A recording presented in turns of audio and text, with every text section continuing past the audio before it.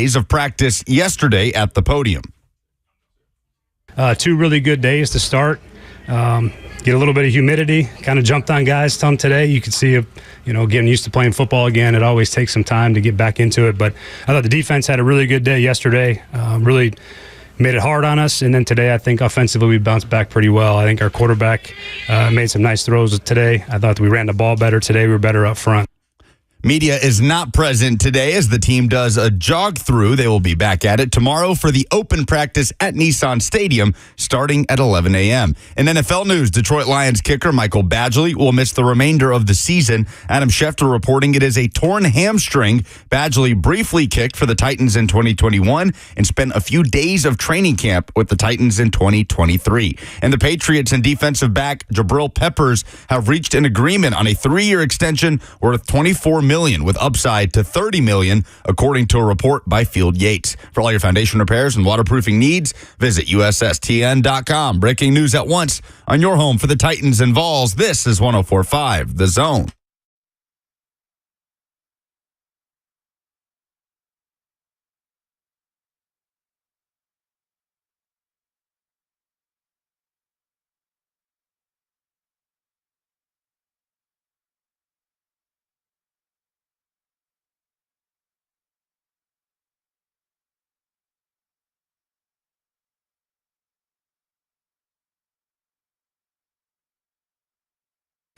Oh, we're back in studio. There's AC. There's Jackson looking at us in the face. He's so happy to see actual human beings wandering around instead of being alone by himself with his thoughts and whatever smells exist in that terrible production studio. Good morning. Happy Friday. Congratulations. You made it.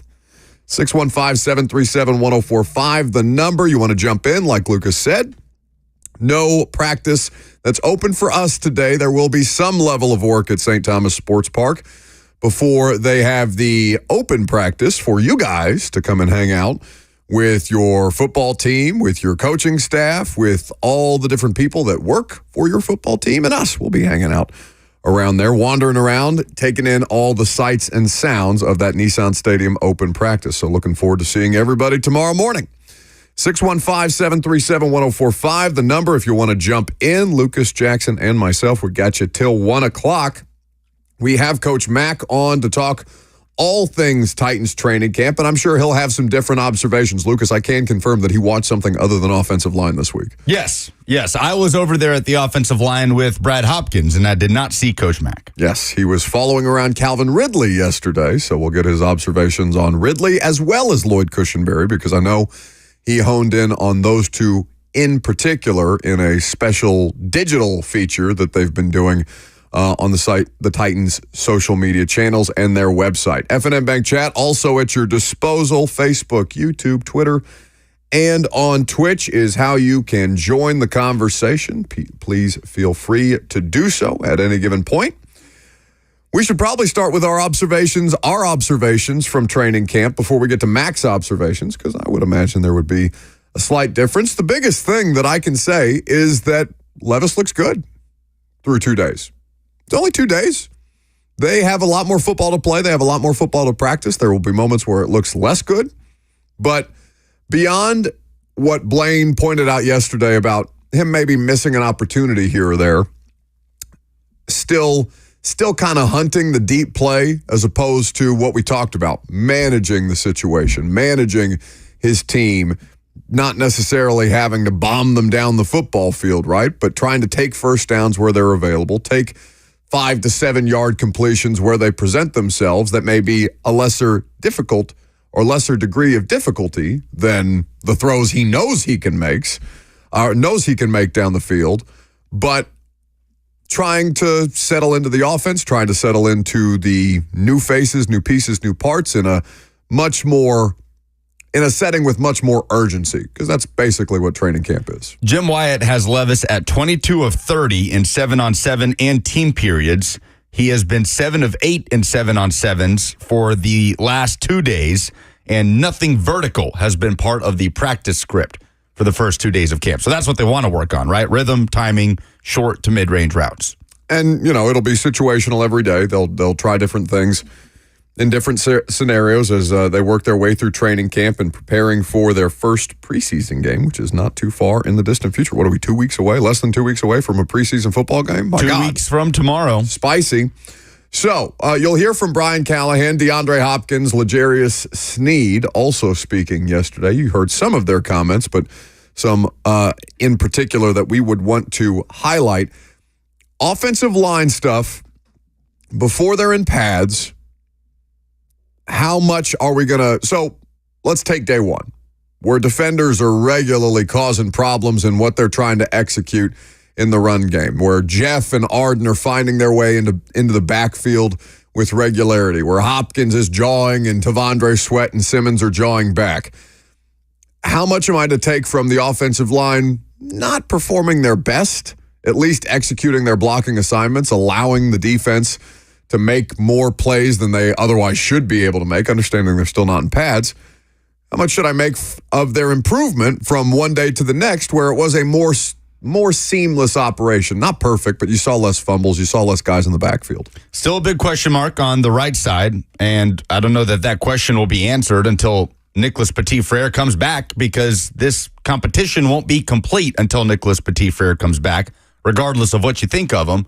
But it seems like John Ojukwu name just keeps popping up in the battle for right tackle, right? We haven't really talked about Jalen Duncan. He hasn't really been mentioned.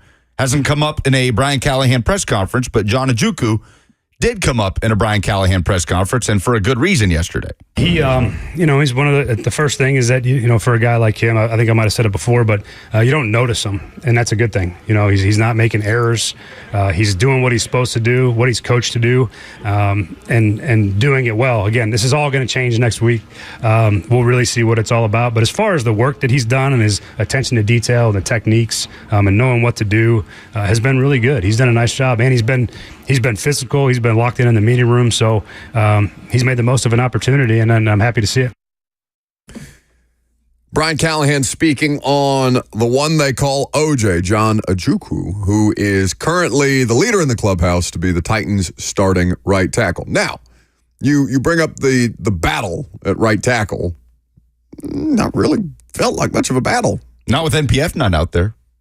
Right? I mean, maybe that changes, but they haven't even put pads on. I'm just curious to see how willing they are to kind of shuffle the deck at whatever point NPF comes back, if it's good enough.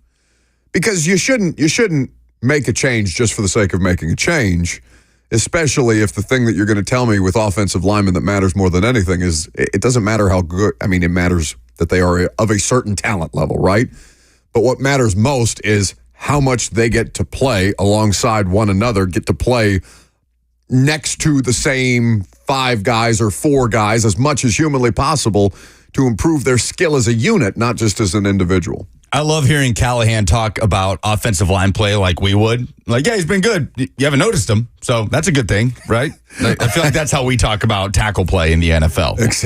He never comes up, so that's a pretty good thing. We love to see it. Yeah, unlike an Andre Dillard, who is coming up a lot in Green Bay at the moment. That was going to be my Friday fire. Oh, no. Why'd you steal my thunder? We'll save it. That was so Well, rude. why is that your Friday fire? Because it's hilarious. You just want to dance on his misery? No, I'm just laughing at... I mean, you're going to spoil the bit now? No. I have a reason.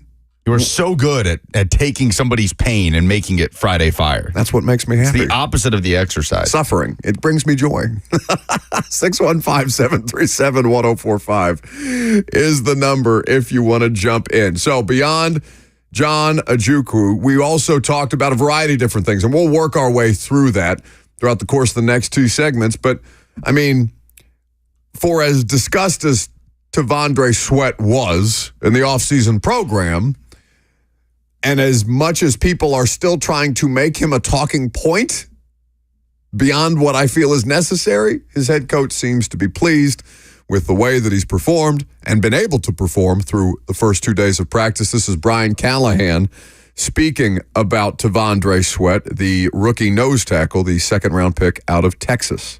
seeing him out there? He's done good. He's like a lot of guys right now that probably aren't in full football shape to go play a full game, and that's why we do training camp. But everything I've seen from him is what I saw on tape. He's big, he's strong, he moves incredibly well for a person of his size, and he's an awesome personality to be around. So really have enjoyed what he's done so far. Happy he's ready to roll and healthy and practicing. So looking forward to seeing what's to come when the pads come on with him. Knowing that first day is always like so tough for everybody, even receivers, how much does that weigh into as you evaluate them over the first day? Yeah, we understand. It factors in the evaluation. We know that some of these guys, that there's nothing you can't simulate playing football. Especially when you have bodies on you and you're pushing and you're leaning on guys. It's totally different than even if you're running 100 routes a day or doing 100 pass sets. It's just different. So we know that, but time is ticking, so there's we got to get going pretty quickly, and guys' legs get under them pretty fast once they play a couple days worth and they're kind of back ready in normal football shape. Brian Callahan on the rookie nose tackle, so non-issue until it's an issue, right? Yep. We're good. Have you seen any of Pete Prisco's Titans takeaways, the CBS national reporter that was on site yesterday? No, you didn't know who Pete Prisco was until yesterday. Not quite, but Pete Prisco had a column on Will Levis. He talked to the second-year quarterback after practice yesterday, but he had some notes, some takeaways from Titans practice. One of them was rookie defensive tackle T'Vondre Sweat is a big man, but they have a plan to get him to play under 360. He should start. So it's just always jarring to see that number. Yeah, if they can get him under 360, when you got Jeffrey Simmons the other day saying he does not want to play above 310 this season.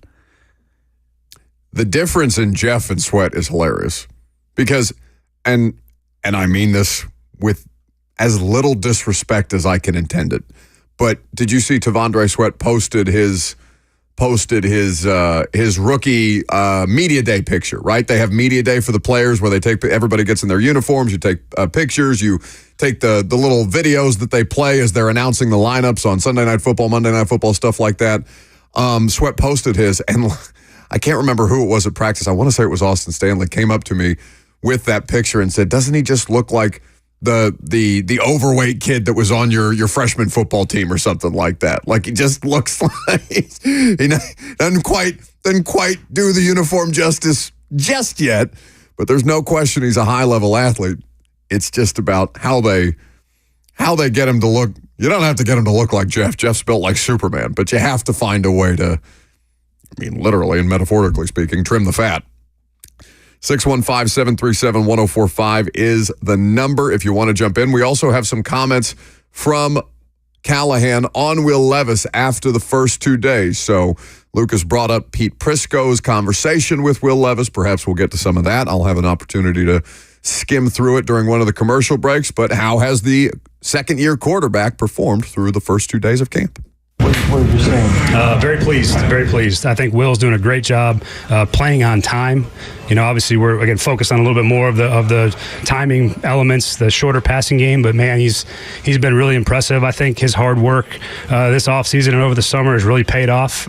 He's incredibly confident right now, and he's earned that confidence. And every day that he comes out and plays well, he earns more confidence. And I think that's the fun part about where he's at. He's dialed in. He has studied. You can just tell he's ready for what's ahead. And I think I told him yesterday, if he keeps stacking days like he had yesterday and today, he's gonna play pretty good football. And it's a day by day process, and we don't want to get too far ahead of ourselves. But I've been really pleased with where he's at. Brian Callahan speaking on Will Levis. So if you have questions about training camp things that we have been able to observe, we will answer your questions via the phones or in the F&M Bank chat, like I mentioned. DeAndre Hopkins also spoke to the media this week and had, what I consider to be paid the Titans the ultimate compliment that a player of his stature could possibly give. So you'll hear from him coming up next. I'm Buck Reising. It's 104.5 The Zone.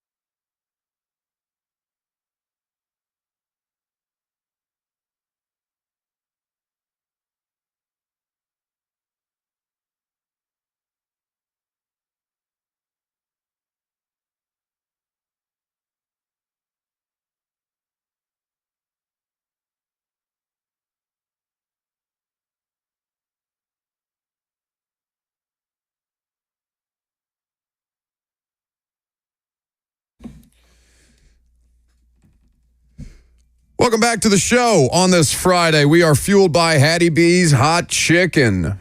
Friday, always a good time for some Hattie B's Hot Chicken. So if you're thinking about where you might head on your lunch break, or if you just want to have Hattie B's delivered to you, download the mobile order app. And by the way, tomorrow, the 10th anniversary party for Hattie B's at their Charlotte Avenue location. They're serving brunch in the morning. They are having a hot fish fry in the evening. I'm probably not going to make brunch because the Titans have practice, but I'm definitely going to slide through. Apparently Kirby's going as well, which is going to be, what, you're upset about this? Why? What's wrong? The FOMO is going to be real. Oh, your canoe trip. I forgot. I'll be capsizing a canoe on the Buffalo River tomorrow. I want to, before we get back into the observations from training camp and talk about DeAndre Hopkins, I do want to read this comment and see whether it's fair. Dustin Honeycutt on Facebook Live writes, all due respect, Buck, but you're always disrespecting Sweat to the point that you sound like a hater. Let him and the team work. It's true. Fair comment? Yeah, you are a hater. Well, famously. Known hater, Buck Reising. Well, yeah. I mean, that's not news to anybody, right? That's basically how the show is sold. I'm just out here hating on everything. But have I been too hard on Sweat, in all honesty? No, with Sweat, we know that there are parameters that he needs to hit in order to be in shape to help this team this season, because he is a very, very important player for this defense this season. So, no, I don't think so. I think it is fair to continue to monitor T'Vondre Sweat and where he is at in regards to where he needs to be, in relation to, I should say, where he needs to be by week 1. I just wanted to make sure, because sometimes my tone can be bad, and sometimes I can get ahead of myself, and I want to make sure that I'm being fair to a guy who hasn't played an NFL snap yet, a real NFL snap yet. But I do want to bring back what you said Pete Prisco wrote in his notes about what weight they're trying to get him to. 360. And there has to be a plan in place to get him to 360? Fair to assume that he was more than 366 pounds then, if there has to be a whole plan to get him to 360? Yeah, that was his official draft weight, okay. 366. Well, that was what we were told he was at the draft. I would be very surprised, reckless speculation, though it may be, I would be very, very surprised if he was 366 pounds, if there needs to be a whole plan in place just to get him to drop 6. Yeah. So, I don't think that's unfair criticism. People now saying that I'm fat shaming people. That's the one thing that you should still get away with, right? You can still get away with fat shaming people. Nope. You can't fat shame anymore? No, it's 2024. What? No, you can't. I thought that was the one thing that was safe in 2024. No, I look forward to... The one thing that we can come together as a country. We are as divided as we have ever been, but certainly we can agree that fat people are funny to point and laugh at. Oh, wow. You are horrendous. What is wrong with you? There's nothing wrong with that. I look forward to this being your downfall. We only learn through public shame. That's how this goes. Anyway, having been a former fat person myself. 615-737-1045 is the number if you want to ask questions about what you want to know from Titans training camp. Beyond that, DeAndre Hopkins is a big talking point at any point where you look at this team, where you look at the connotation that has been discussed around wide receivers closer to the end of their career and the Tennessee Titans organization, right? The list of names is long, dating back to Yancey Thigpen.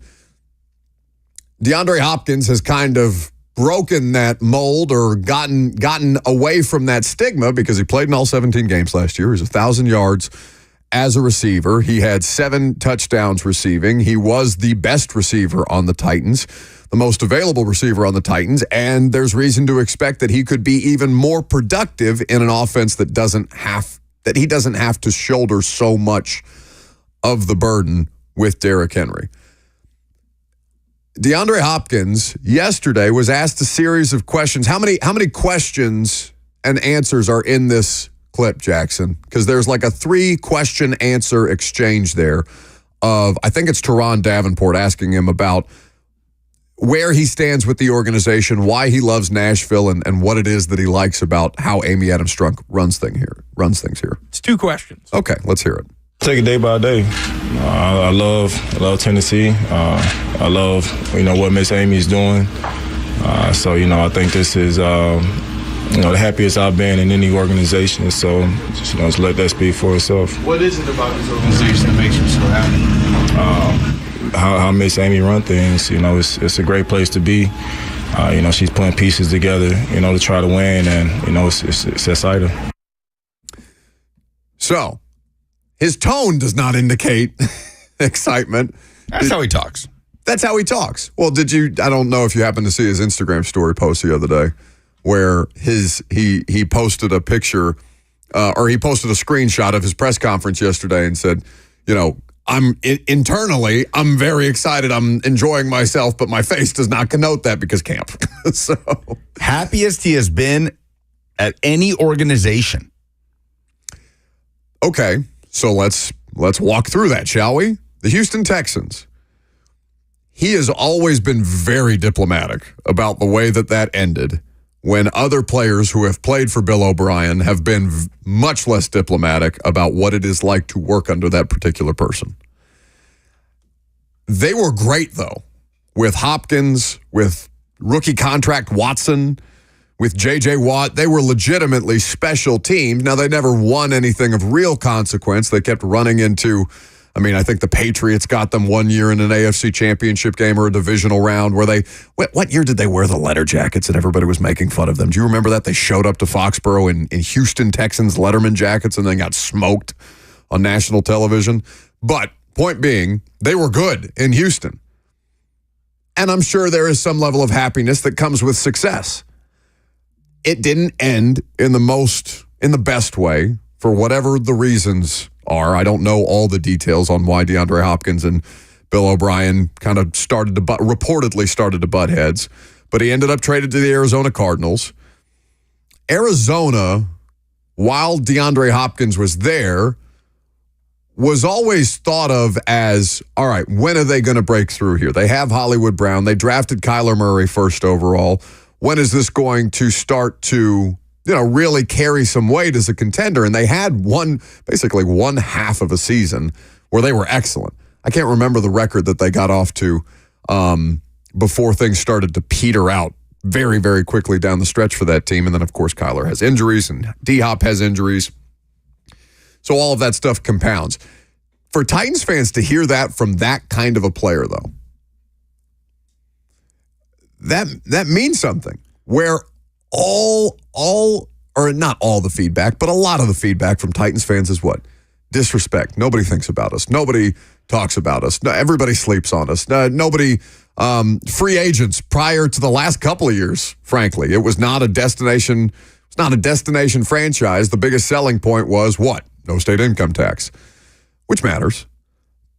But for Hopkins to pay the organization that kind of a compliment, when, in essence, the person that recruited him here is no longer here. Yep. And Mike Vrabel. That's exactly what I was going to say. That is a big statement because Mike Vrabel was one of the biggest reasons why DeAndre Hopkins wanted to come here, and he is no longer here. For sure. Money matters, but Vrabel was a big part of that. Whatever you think of him in retrospect or after that whole tenure has concluded, Mike Vrabel was a huge reason that DeAndre Hopkins signed with the Titans.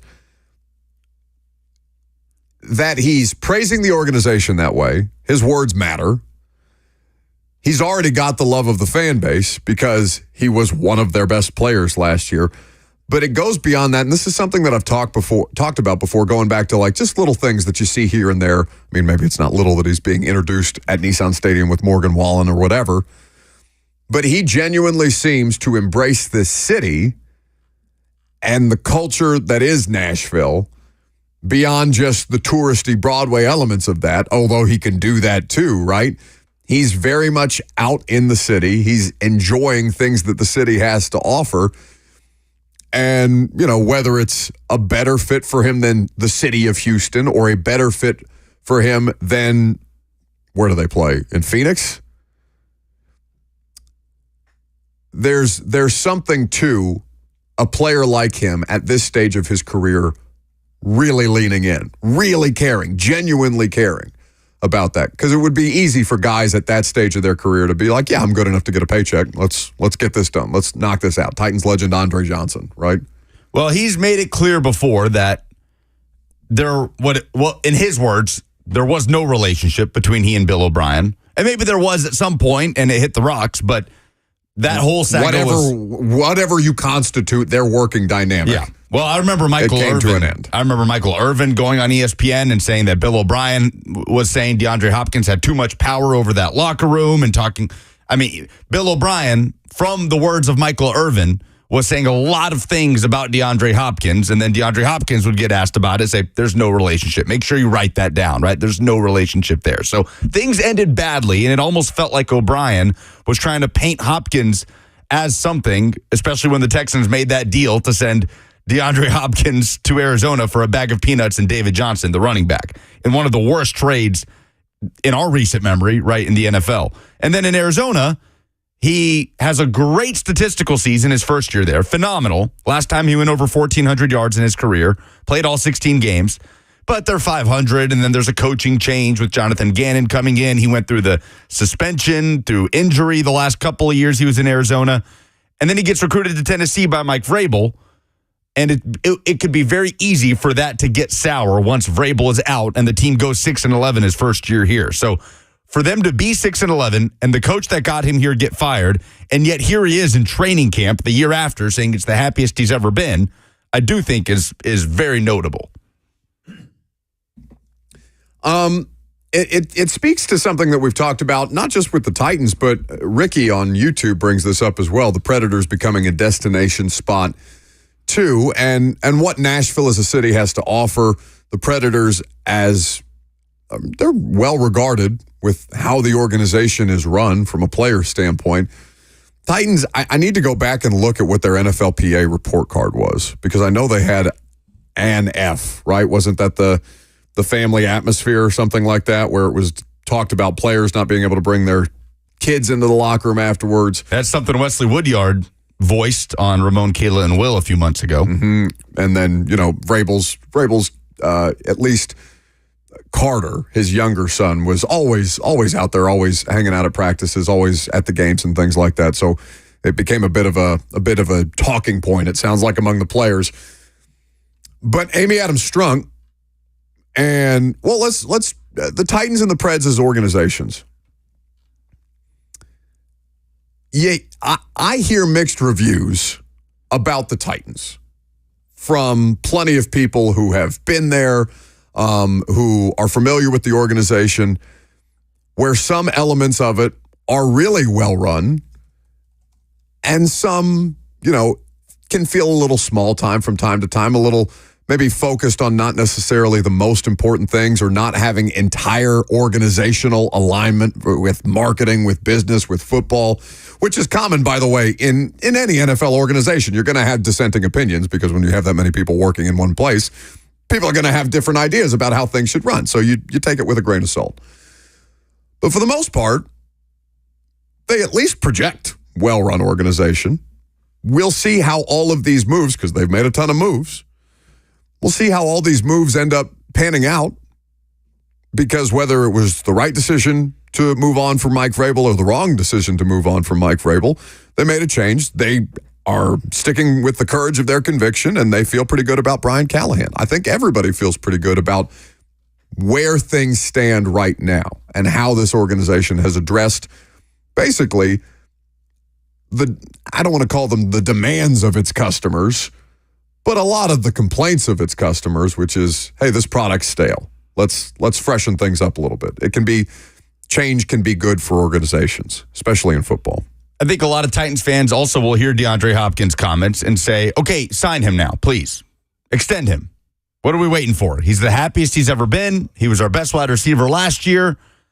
Why not sign DeAndre Hopkins for another year after hearing him glow about the organization?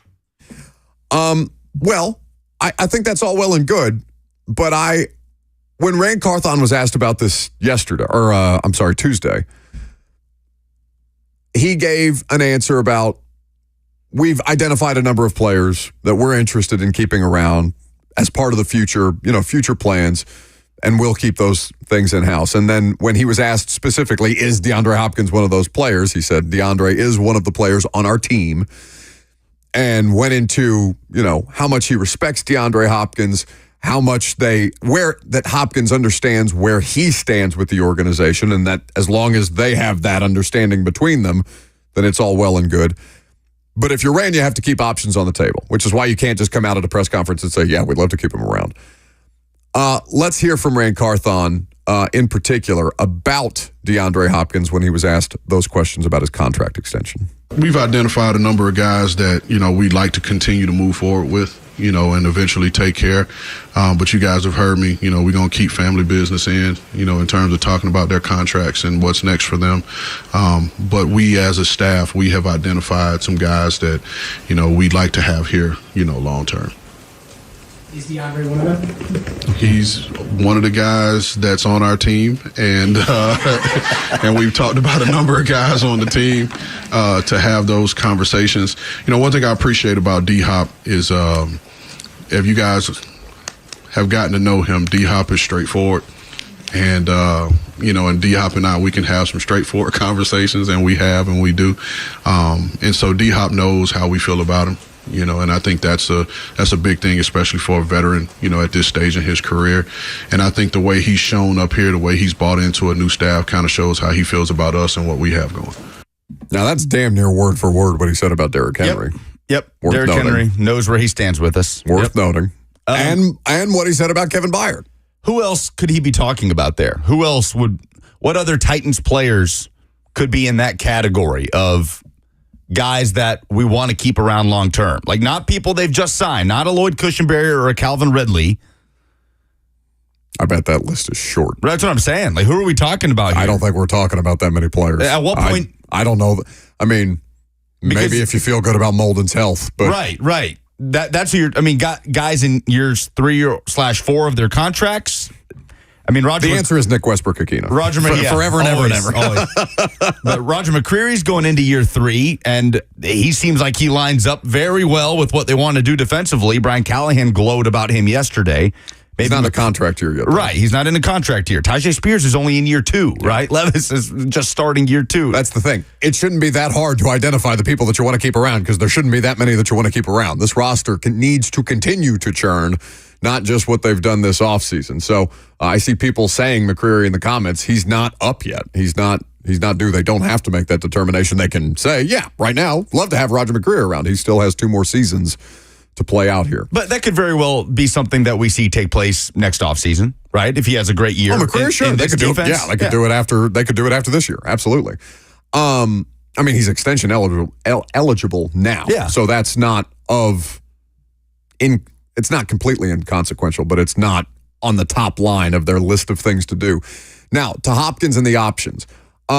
I understand why fans would immediately hear that and say, sign him now, give him the money. It's not going to be what T. Higgins would cost on the open market. It's not going to be what Brandon Ayuk would cost on the open market.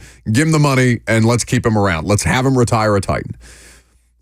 Again, I say to you, I have no idea what's in his head. I have no idea how long he wants to play football. He could continue to want to play football. He could want to go into fashion. He could want to go into any of the number of businesses that he's an investor in. He's a very, very savvy person beyond just being an excellent football player. So there's that. Secondly, draft somebody, for God's sake, so we can stop talking about you having to overpay on the wide receiver market to make up for other mistakes, to make up for previous mistakes. Those 2 things would be my first question. Does he want to keep playing? Because, okay, then we can have that conversation. And I don't think it was asked. Was he asked about how much longer he wants to play? D-Hop? Yeah, I don't believe so. I mean, I guess it's not terribly relevant, training camp, but at some point, I think it's worth asking him the question. I mean, he has said things along the lines of, my numbers speak for themselves. Like, he doesn't seem like he believes he is drawing close to the end here. No, he looks great. He believes he is still one of the best wide receivers in the NFL. He's fine. Yeah, no, he's more than fine. He's entirely reliable, consistent, and available. To his credit, those are all the boxes that need be checked. And he still loves it. Like, he's still passionate about it. So there's no doubting that. But you also have to keep in mind that they have to, at some point, organically build the depth on this roster at wide receiver. What's the highest draft pick that Rand Carthon has made at wide receiver in 2 years? It's Jackson. It's a 6th round pick. Yeah, Jaquan Jackson. A 6th and a 7th round pick at wide receiver in 2 years under Rand Carthon. So at some point, there needs to be a wide receiver of more quality that can contribute as a starting caliber player. After that, there are going to be free agent options on the table that will have a longer shelf life than DeAndre Hopkins at this particular stage would. So all of those things have to be taken into consideration. You have an SEC stat of the day? I sure do, and a little bit of SEC news. Coming up next.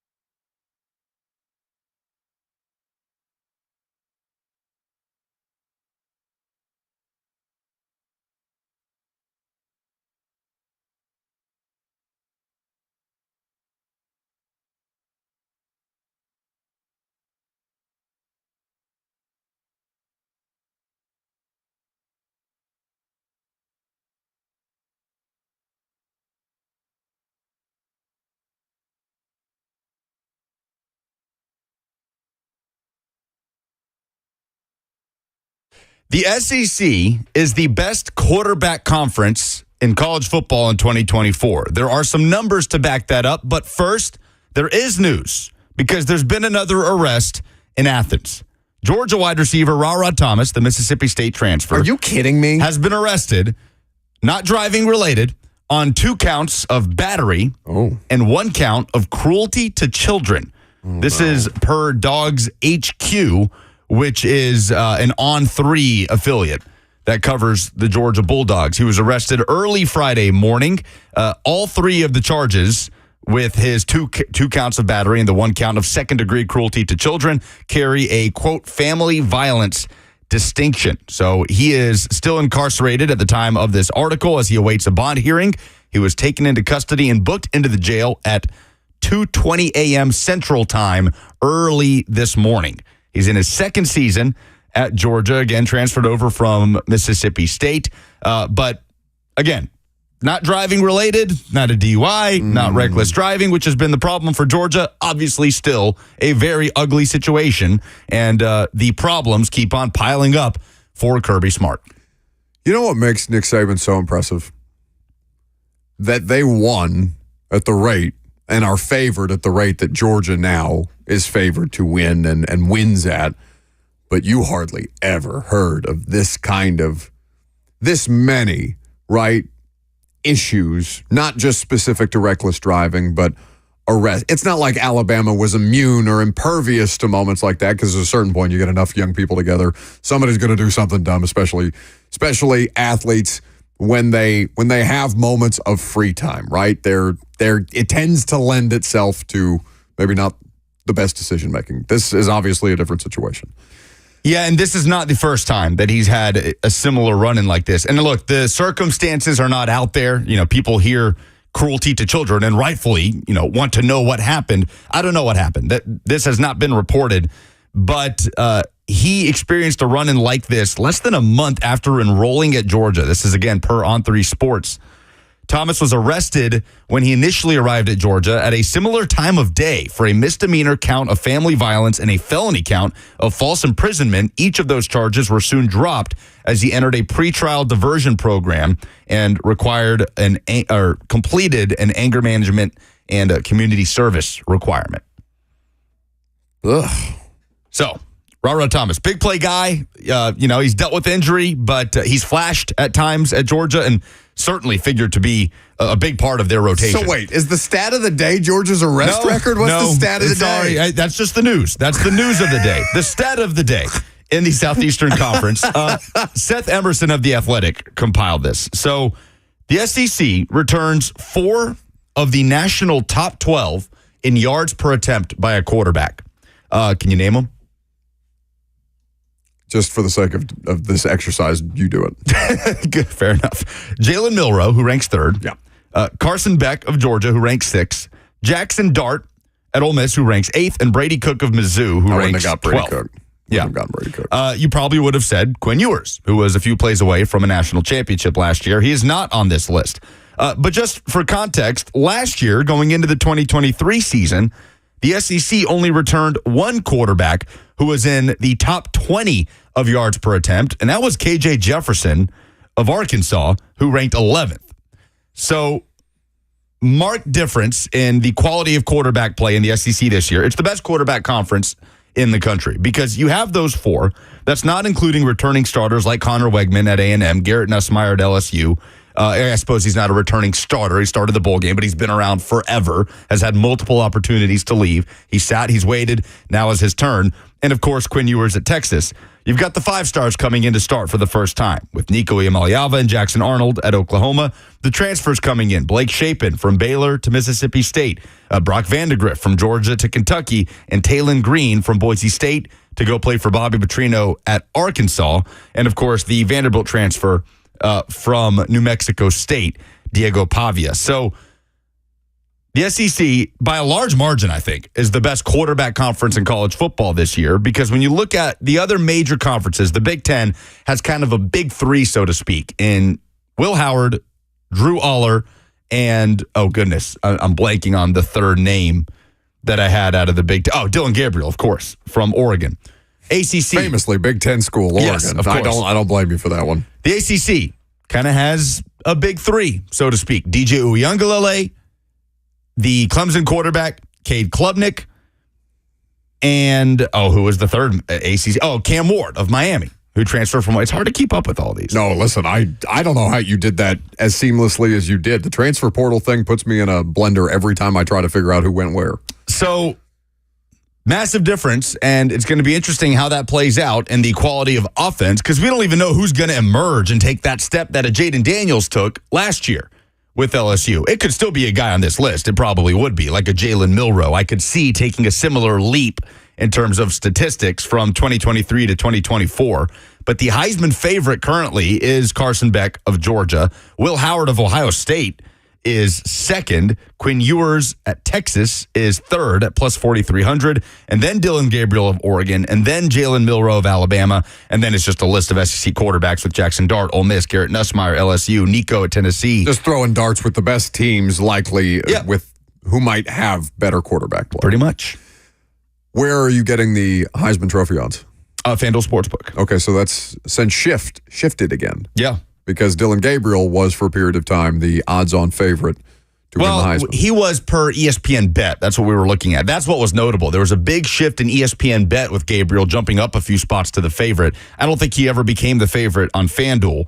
Interesting that Will Howard is the second favorite, plus 3,800. You'd still get great odds, but with the team Ohio State has and the weapons that Will Howard is going to have, the transfer has a really big opportunity to take that offense coached by Ryan Day and make it something that their quarterback last year, whose name is escaping me, he transferred to Syracuse, could not do. So, it's going to be a really fascinating year of quarterback play in the SEC. I mean, which of those players has the best year that I've just mentioned? The big five, we'll call them, of Milroe, Beck, Dart, Cook, and Quinn Ewers.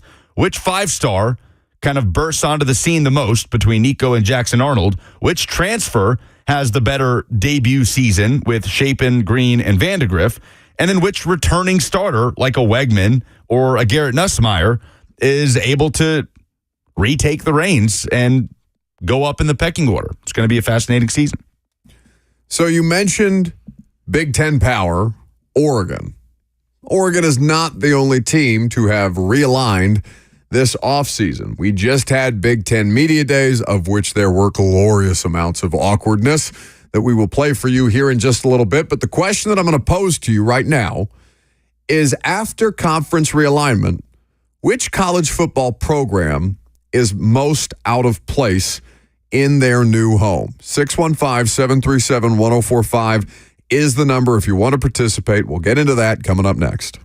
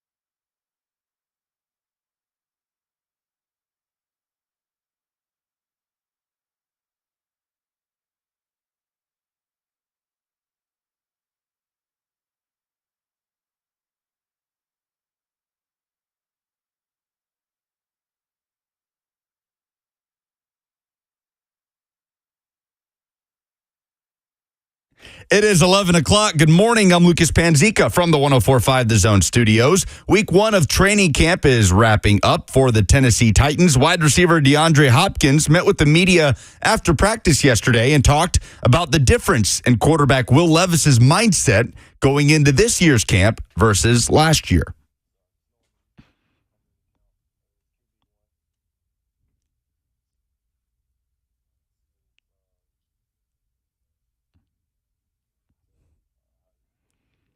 Media is not present today as the team does a jog through. They will be back at it tomorrow for the open practice at Nissan Stadium starting at 11 a.m. In NFL news, Detroit Lions kicker Michael Badgley will miss the remainder of the season. Adam Schefter reporting it is a torn hamstring injury. Badgley briefly kicked for the Titans in 2021 and spent a few days of training camp with the team in 2023. The Patriots and defensive back Jabril Peppers have reached an agreement on a 3-year extension worth $24 million with upside to $30 million, according to a report by Field Yates of ESPN. For all your foundation repairs and waterproofing needs, visit USSTN.com. Breaking news at once on your home for the Titans and Vols. This is 104.5 The Zone.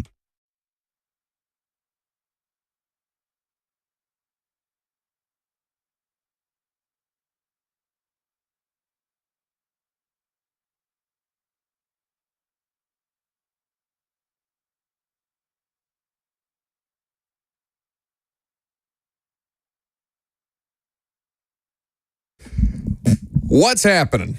Welcome into 104.5 The Zone. Second hour upon us. Coach Mack will be here. Friday Fire is at the end of the hour. Jackson, what is in the nebulous prize bucket to give away for Friday Fire? What can people call in for? Not yet. Not yet. What do they have? Braves tickets. Braves take on the Milwaukee Brewers. It'll be Tennessee night. Let me pull up the date really fast here.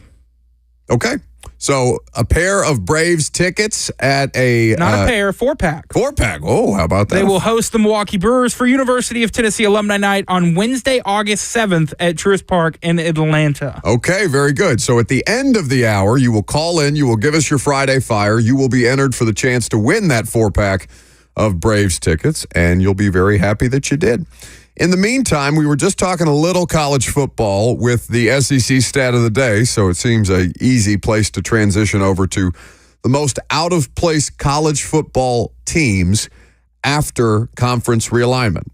Texas and Oklahoma look, sound, feel, all of the above like they belong. Nobody had any awkward moments. Nobody's had really any kind of issue, I think, adding Texas and Oklahoma, other than geographically they're out of place, or certainly Oklahoma is out of place.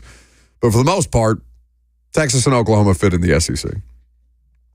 The Big Ten is a little more wonky with not just the likes of UCLA and USC, but Oregon and Washington and Indiana and Ohio State, right? It just, none of it makes a ton of sense. You've got some in the ACC. You've got the Big 12, obviously, adding schools too, poaching from the group of 5 conferences, and that's typically how these cycles go. But if we had to pick one college football program most out of place, I feel like I would have to start with one of the California teams now playing in Big Ten country. And if I had to go with one of the California teams between the two that we most famously discuss, is it USC more out of place or is it UCLA? Well, my answer is going to be one of the California teams that are playing in the Atlantic Coastal Conference. That to me is more out of place. Cal, Stanford, going all the way over to the East Coast for a Week 7 ACC conference matchup. But USC and UCLA traveling to Rutgers for a conference game also is going to take some getting used to. All of it being on CBS instead of the SEC. The CBS theme playing for a matchup between Iowa and Southern Cal is going to be jarring. It's going to be hard to wrap my head around. Even this week at Big Ten Media Days, seeing Josh Pate, Emily Proud doing their CBS setup, no longer at SEC Media Days, but at Big Ten Media Days, interviewing Lincoln Riley and Dan Lanning. It's going to be very difficult to wrap your head around. Speaking of Lincoln Riley, just he was asked about Oklahoma Athletic Director Joe Castiglione's comments. Remember the Oklahoma AD comments, saying, yes, all our coaches were excited. The ones that aren't here anymore. Direct shot at Lincoln Riley. He was asked about it. He said, in so many words, I won't be addressing that next question. So just to refresh, in case you've forgotten, because now we don't just have free agency trackers or transfer portal trackers. We have conference realignment trackers. In the ACC, it's now 17 schools after adding Cal, SMU, and Stanford. The Big Ten is now the Big 18. It's still the Big Ten, but it's 18 schools. Oregon, USC, UCLA, and Washington, like I said. The Big 12 is not the Big 12. It's the Big 16 with 16 schools, adding Arizona State, Arizona, Colorado, Utah, and losing Oklahoma and Texas. The mighty Pac-12 is now the feeble Pac-2. Hanging on, still waving the banner, is Oregon State and Washington State. You know the conference realignment situation for the SEC. The AAC remained at 14 teams after adding Army but losing SMU. CUSA, Conference USA, added Kennesaw State and is now at 10 teams. And we can go on down the list basically to the Sun Belt if you care to go that far. A California team, Cal in the ACC is weird. There's nothing more hypocritical is not the right word. There's nothing more opposite than a California team playing in the Atlantic Coastal Conference, to your point. UCLA literally feels like a fish out of water, though. And it's not just because their coach was awkwardly at a podium trying to stumble and fumble his way through the press conference setting. Are you saving this for anything in particular? This audio? The DeShaun Foster? Mm-hmm. No. Okay. No, we should play it. Let's hear from DeShaun Foster, who, if you didn't know, is now the new head coach at UCLA. I'm sure you guys don't know too much about UCLA, but our football program, but we're in LA.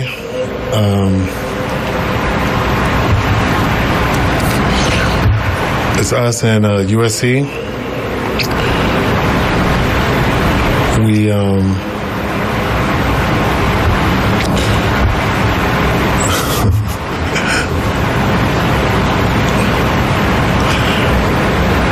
I'm just basically excited, really. That's it. Any questions? Oh, no. That was hard to watch. It's harder to watch than it is to listen to, but it's really pretty hard. uncomfy to listen to. It's really hard to watch. A lot of things here. First of all, that's his opening statement at Media Days for the first time as a head coach. So I almost want to put it more on the SID than I do the head coach, because he clearly was not prepared for that moment. The opening statement, you have something to say. That is your opportunity to bring something to say. It could not have been more obvious that DeShaun Foster and UCLA's sports information department had no plan whatsoever for what you're just going to get up there and riff. That's right. And I feel bad for DeShaun Foster, and he froze up. And that was the first time he had ever done that. And he addressed it later and said, yeah, I'm not a big public talker, which, for a head coach, I could see a fan base being like, okay, maybe that's a little bit of a problem. But that was really difficult to watch. I don't know how you don't put your head coach in a better position than that.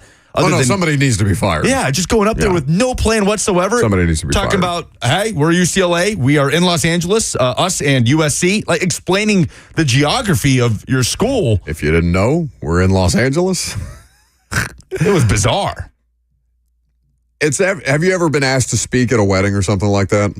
Not at a wedding, no. So what have you been asked to speak at? Where you might have had the opportunity to riff if you felt comfortable riffing. I know you wouldn't. Sure. But have you had an opportunity to speak in front of a group of people in some form or fashion where you could have riffed if you wanted to? Yeah, I mean, when I've been asked to do the LLS Student Visionary of the Year awards. Yeah, that's structured. It's pretty structured. So, no, not really, and just get up there and say a few words. Okay, so I've never spoken at a wedding, but I had one of my college roommates got married this past spring, and his brother was his best man, but he wanted the rest of us, the groomsmen, or three of the groomsmen, me being one of them, to speak at the rehearsal dinner. And the other two that were going to speak had this very prepared, well thought out, went back and thought about old stories from childhood so they could make references, which, by the way, I will tell you that I didn't want to do that because those things drive me crazy. I have no idea what those, I don't know why those moments are funny. Those are really just for those two people as opposed to speaking to the room. So I was just like, yeah, I'll just go up there and riff. It's not that hard. I've known this person for the vast majority of my life. I can recall stories pretty easily. I talk for a living. This shouldn't be that hard. And then as soon as you get up there, you're like, oh, all of the things that I thought were going to be easy and come to me immediately in my head, they're not quite there. And it ended up being, it was fine. Like, it wasn't bad or anything like that. I got through it. But afterwards, I felt like, okay, I probably should have been a little more prepared for that. It's not what DeShaun Foster did. DeShaun Foster wasn't quite able to regain his footing in real time and recognize that, oh, I am way out of my depth here. There are a lot more people looking at me than I expected to be looking at me. I know he did regain his confidence, his composure, for lack of a better term, throughout the course of Big Ten Media Days. And I saw think pieces being written at CBSSports.com about how he's more than just an awkward moment at Big Ten Media Day, which is all well and good. That's fine. But damn, was that a very uncomfortable moment for everybody to witness as your debut to your new conference, as your new head coach. Tough. Let's go to Tommy up next. Hey, guys, how you doing? We're good. I just kind of disagree. I think one of you or both of you said somebody needs to get fired or something. He's a grown man that has a head coaching job. He should have known he should have been prepared. If he wasn't prepared, he should have sought somebody out to have him write something. I mean, I don't think it's anybody's fault but his. I know, we try to not get away from personal accountability, but firing the SID when that guy got up there, he's a grown man. I'm sure he's worked before. I'm sure he's been in an interview before. I'm sure he's addressed people before, and he was awful. It was terrible. You're right, Tommy. I appreciate the call. But here's the thing. There are people whose jobs are to specifically make sure that coach does not hit that stage without being prepared. There are entire departments dedicated to putting coaches in the best positions in those exact settings. Every time a coach gets out there, every time a player I'm a media person. I interview coaches and players on a regular basis. They are very thoroughly prepared by the PR staffs before they're trotted out there to make sure, hey, this is what you say, this is what you don't say, this is what will cause problems, this is what will not. Especially for a program like UCLA and a first-year head coach in the brand new era that is UCLA in the Big Ten. It's your first ever media days in that setting as a head coach. Got to be a better plan than that, and it goes beyond just the coach. Yeah, so Tommy, to your point, because I understand what you're saying about personal accountability, and you're right. It could have gone better. You're correct. I'm sure he is capable of doing better than he did in that moment. But I do think that whoever, and I don't know how that conversation went, but whoever was comfortable sending him out there without a degree of preparation that he appeared to not have, that is a part of their job. So it is more than just the accountability. The accountability of DeShaun Foster, he's already faced it. He had to go there. He's a national laughingstock after that. He has eaten his crow or had to deal with his public shame, right? The people responsible for protecting him from moments like that are whose jobs I would call into question in a moment, such as this one. Well, because if he can still coach football, then none of this matters, right? Who cares? Oh, sure. Yeah, I don't care what he said at Big Ten. Well, if he's successful, then we'll run back these comments and be like, oh, how silly was that? Exactly. Look how great he is. But for the PR people, this is their entire job.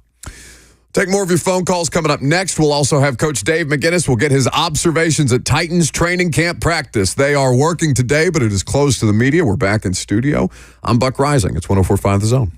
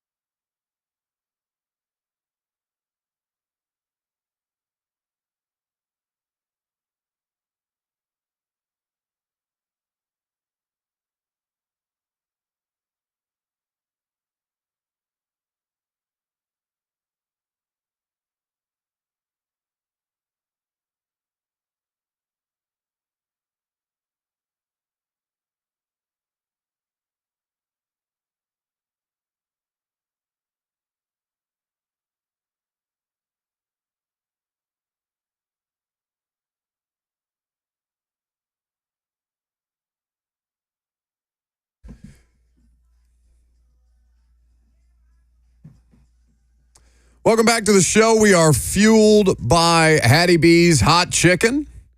615-737-1045 is how you join the conversation if you want to at any point. We'll get to some questions that you have about the Titans training camp practices, but instead of letting us dopes answer your questions, we'll get Mack's, Coach Dave McGinnis, insight, head coach of Titans Radio. His visit's presented by Two Rivers Ford. Mack, the fine people at Two Rivers Ford came to pick up my vehicle yesterday just to get it into the service department and brought it back to St. Thomas Sports Park before practice was over. How about that for service? No, you know what? It doesn't surprise me. They're amazing.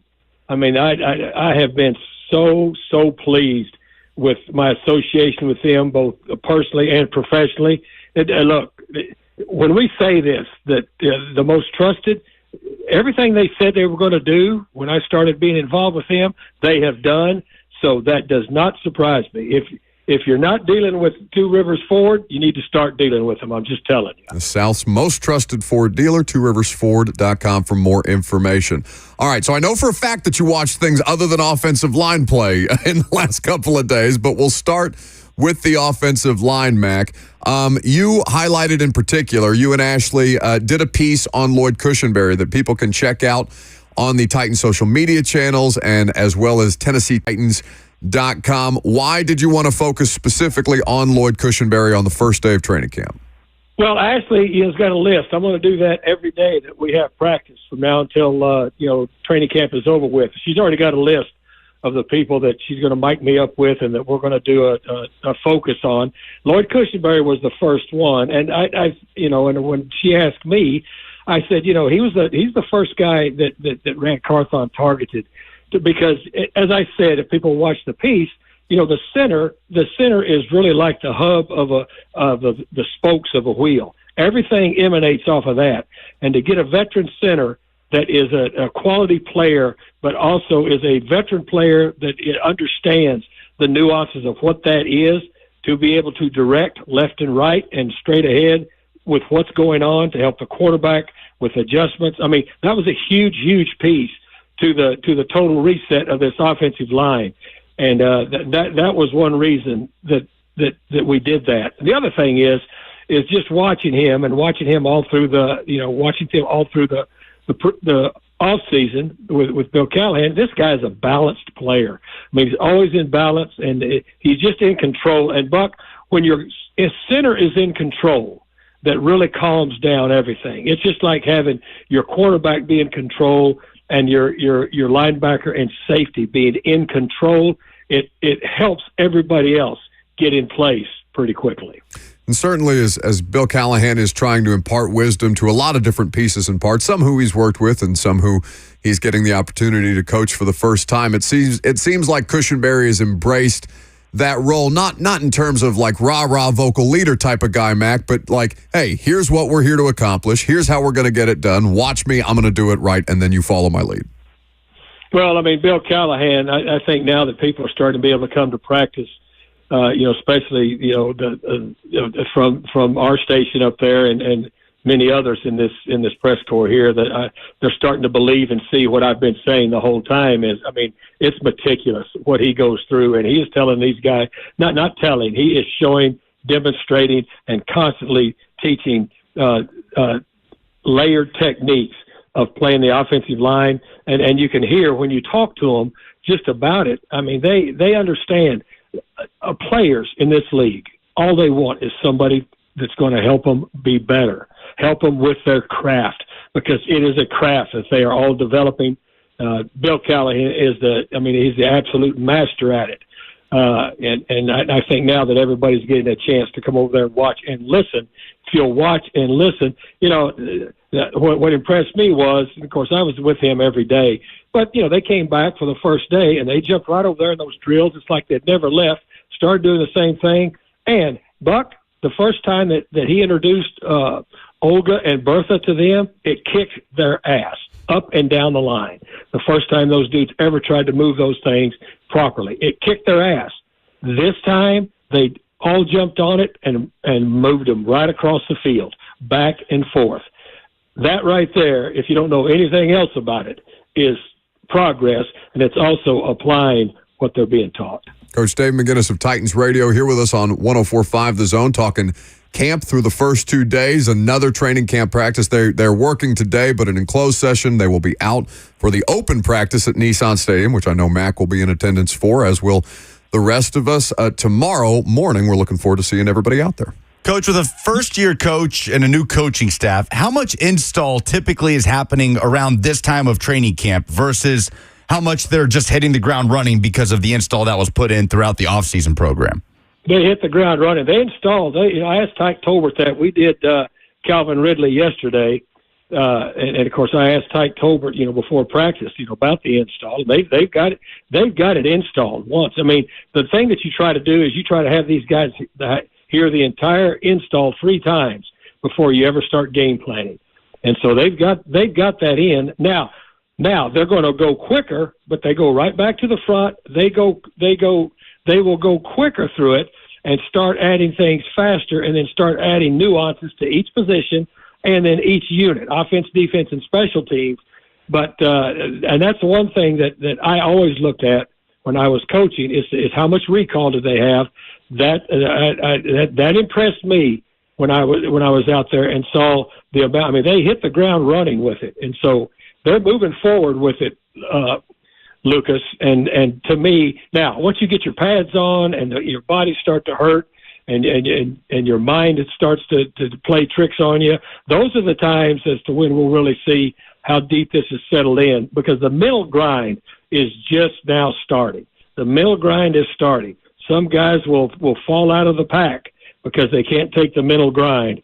But as far as the install stuff, they've been putting this in, I mean, in totality, and now they're going back and going over it again to start with the other nuances on top of it. I don't know that I've talked to many people as excited about this offense as Calvin Ridley seems to be, Mack. He's not giving away anything, obviously, but he has to catch himself at every turn talking to media, being like, I can't say much more than that. Just know that I'm excited, know that I love what we're doing here in so many words. I know you watched him in particular yesterday as part of one of your focal points with Ashley. What were your takeaways from watching Ridley work? Well, I mean, I know, I've seen him. I've seen him play. He's got a body of work in this league. I mean, he's an extremely sudden player. I was at practice today. I just got off the practice field today with him. Today they had extended walkthroughs. They split up into groups, had on 2 fields, so they had mirrored scripts and they had moved the field is what they did. But they're going to use, I can say this, they'll use Calvin Ridley in several different spots because he's got enough nuance to him. The thing that sticks out to me about him just physically, if you want to talk about physical traits, is he is sudden.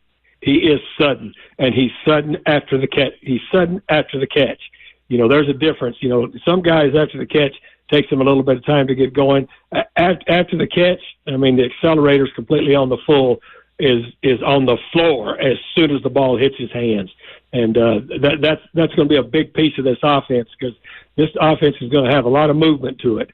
That's the trend now in the National Football League. I mean, there's a lot of different motions, and he is the ideal person to do that. But his suddenness, and then you guys know, our listeners know too, acceleration and the ability to get to top speed quickly is a huge asset for any athlete where speed is of the essence.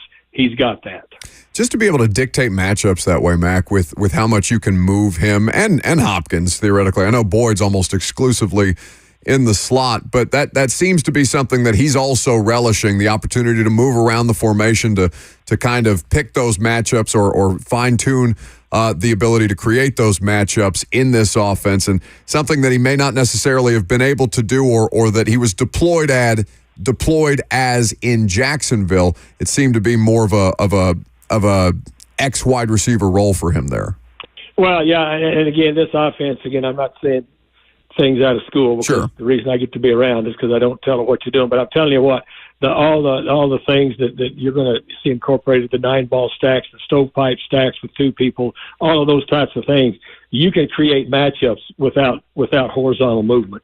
And they've got all of that in this offense. Coach, just how night and day is it for a quarterback like Will Levis in training camp now, going into year 2, knowing you're the starter versus a year ago when you're still getting your feet under you, you're competing for a backup job as a rookie that was just drafted. Just how drastic of a difference is that for a player to be able to handle? And what have you seen from Levis in those first couple of days coming into this edition of training camp? Well, not only the first couple of days of this, but going back to the preseason, the OTAs. I mean, once you know you're the man, once you know you're the person, if you're into it, which clearly he is. I mean, your whole mindset changes. Now you are able to do some things that have some gravitas to it. And again, him assembling the guys in the off season. I mean, and he said this too.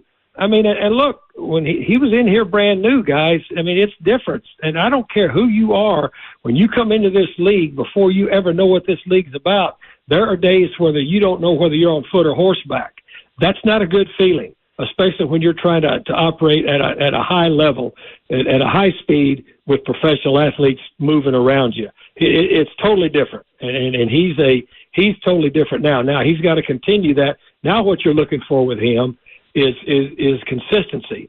I did a program the other day, and they were asking about him, and I said the first thing that I noticed, and again, I've never portrayed myself as a quarterback guru, but I've defended plenty of them and have studied them through the years. Is the first thing that I noticed about him is his feet are a lot quieter. His feet are a lot quieter.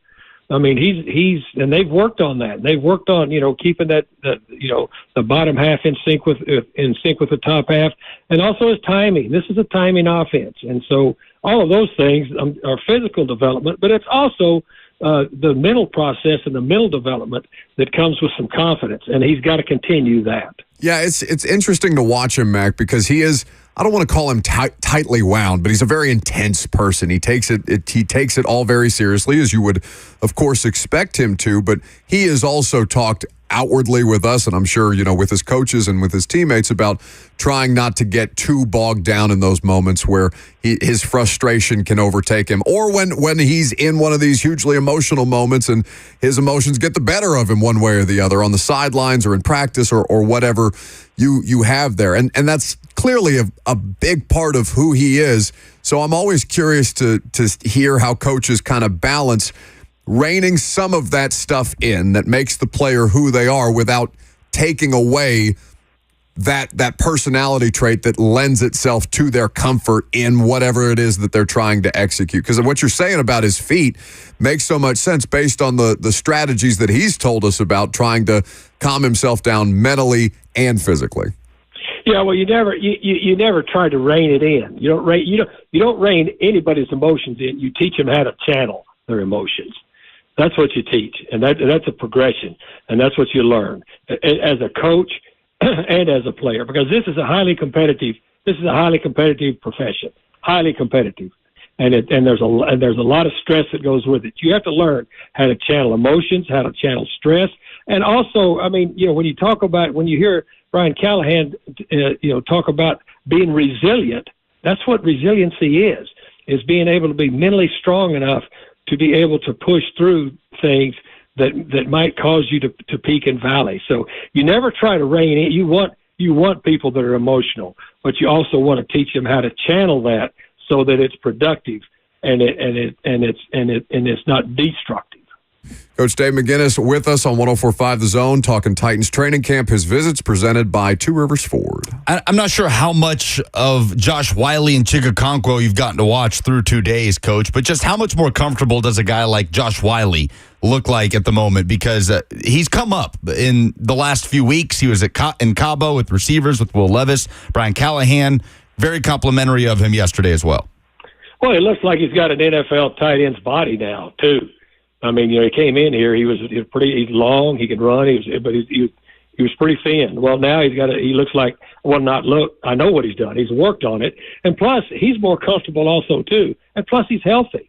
He's had some injury issues that always derail progress, but he's healthy now. I really like what I've seen from him, just the last 2 days. And again, I'm going to say powder dry because, he just looks and you can tell a guy from the first year to the second year that really takes to heart what the type of work you should do on your body in that season from your first one to the next time that you show up at an NFL camp. He's taken that to heart. So he's got an NFL body now for a tight end, and I think it just lends itself to more confidence. Plus, as I said, he is healthy. So this is a big, tall unit that I think is going to help us.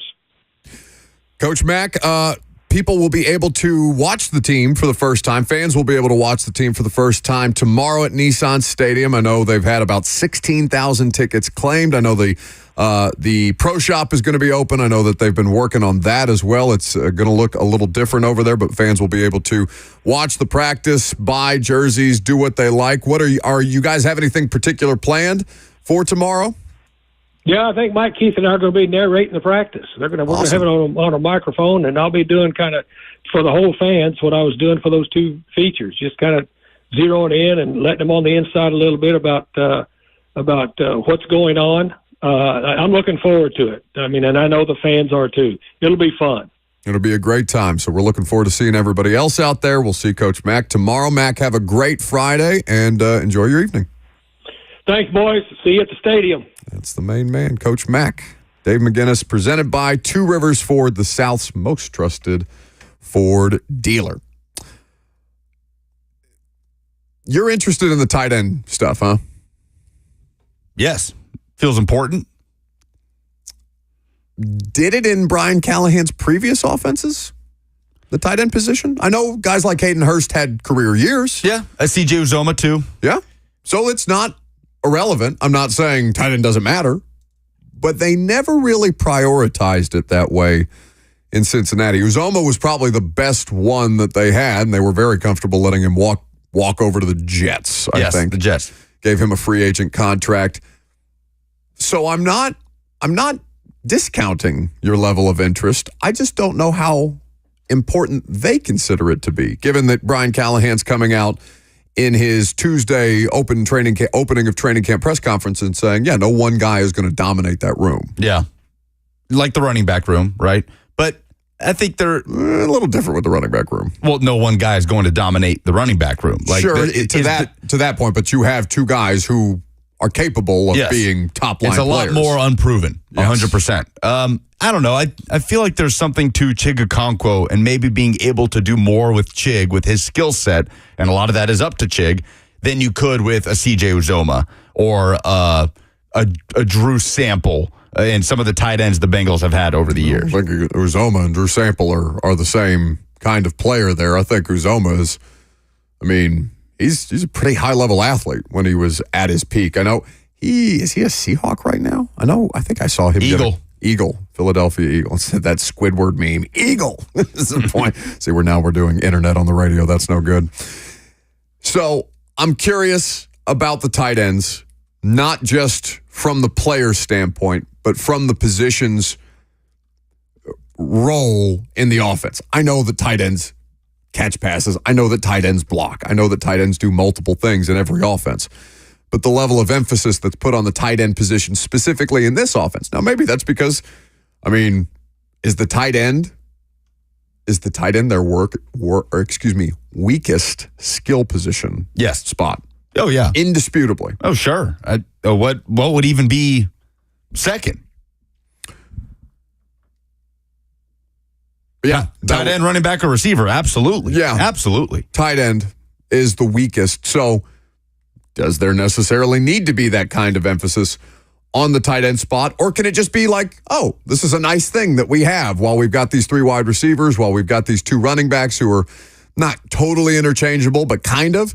Can we sneak a tight end past a linebacker or a safety on occasion and get a big play out of it or get a critical third down conversion or what have you? Sure, of course.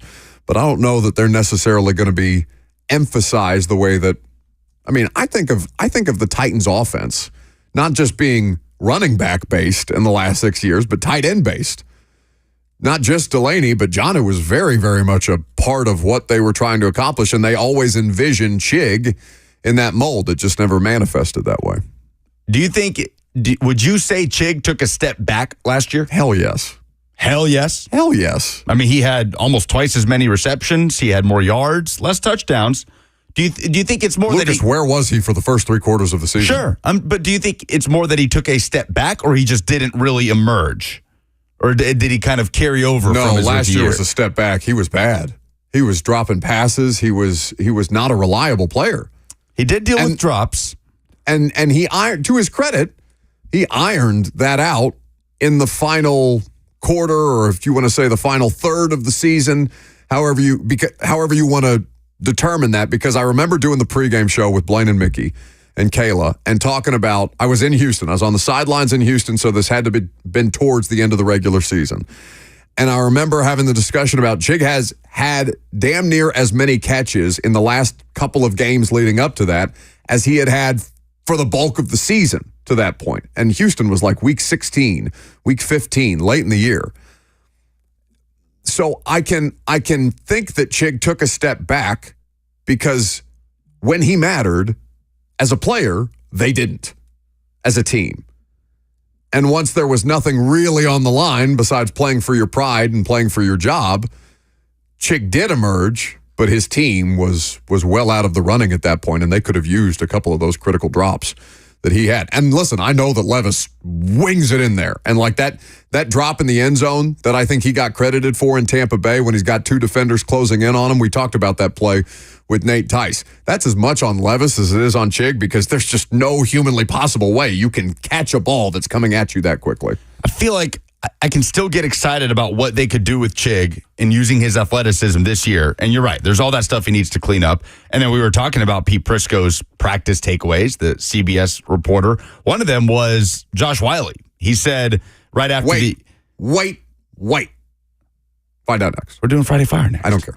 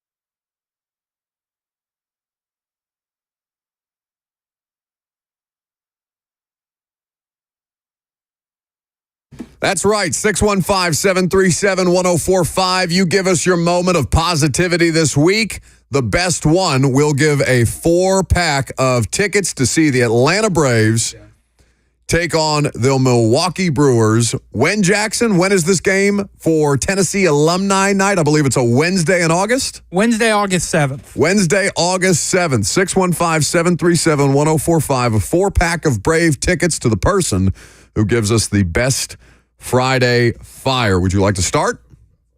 Oh, well, no, you teased this note from a Pete Prisco tweet that easily could have been just read before we went to the break, so we could have properly teased Friday Fire in what we're giving away. All of those things could have been done, but I don't trust you to get to break on time anymore. Now that you've got a microphone in front of your face and no board to operate, you're very, very quick to run through it. We were talking about the tight end position. All I was going to say was that one of Pete Prisco's takeaways was second-year tight end Josh Wiley is a player to watch, and he will be a factor in the offense. Now, that is after watching one practice with no pads. Correct.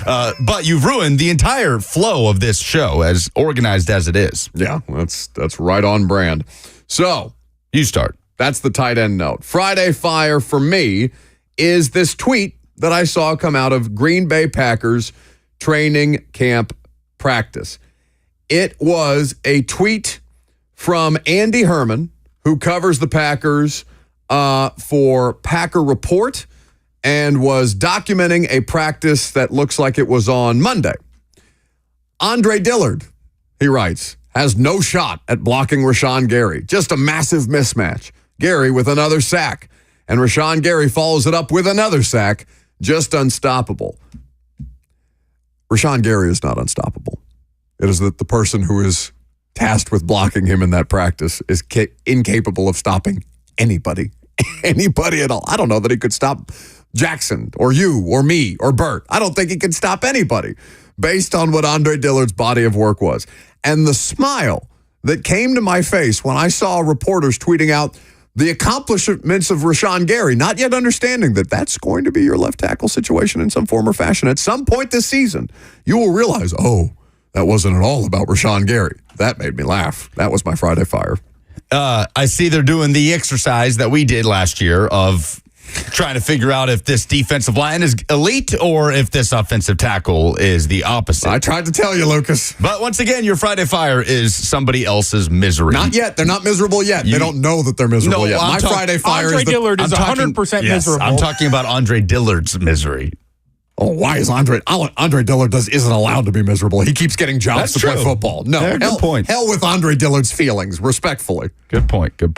My Friday Fire is Coco Gauff, the 20-year-old tennis prodigy who was informed by a teammate that she will be a flag bearer alongside LeBron James at the Olympic opening ceremony tomorrow. I think it's tomorrow in Paris. But this is... Yeah, you're right. Yeah, this is Coco Gauff learning the news. Like show? Chris had something he wanted to say to somebody on the team. So, obviously, I think most of you guys know Coco and I have been really close from a really young age. I've got to see this girl grow up, so I'm sure she's very excited to be here at her first Olympics. It's a pretty special moment. Your year last year was incredible. You captured the world by storm. You captured your first Grand Slam. I think you kind of showcased to the world in the U.S. and abroad, how special of a person and tennis player you are. And I think because you are so special, you have the honor of wearing this jacket during the opening ceremony and being a flag bearer with LeBron James. Wholesome. Very wholesome. Her speech afterwards is really what I wanted there, but that's okay. Oh, you get it. That's unfortunate.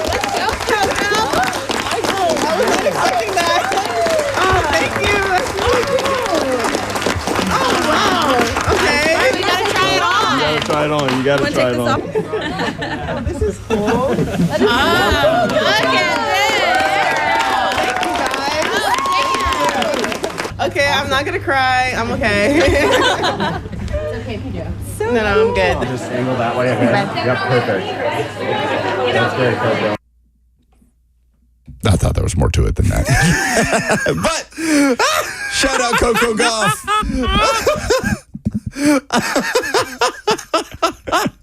So, Lucas, I could have stopped it where I stopped it and it would have been fine? Yes, Jackson. You can have that point back. We're keeping score of Jackson's ability to play audio. He doesn't get any points because Jackson, famously, this show is a disaster when it comes to any kind of organization. So Jackson yesterday is in my ear every time he just happens to play correctly the audio that we've actually asked him for. 1 for 1, 2 for 2, 3 for 3, for 3 straight hours yesterday. There weren't even 8 pieces of audio we played yesterday. He's just making numbers up. Only people in the control room can calculate the final numbers. It's like every time a postman puts the right mail into a mailbox, calling his boss every time, going 1 for 1, and then go to the next house and then putting another one, 2 for 2. How you doing today, bud? You stopped counting. I stopped hearing numbers in my ear. What's your score, postman? 6 for 7. What's your Friday fire? That's my Friday fire. No, it's not. How bad we are? Yes, on a daily basis. So ACC kickoff was this week. And do you guys remember the Pop-Tarts Bowl mascot?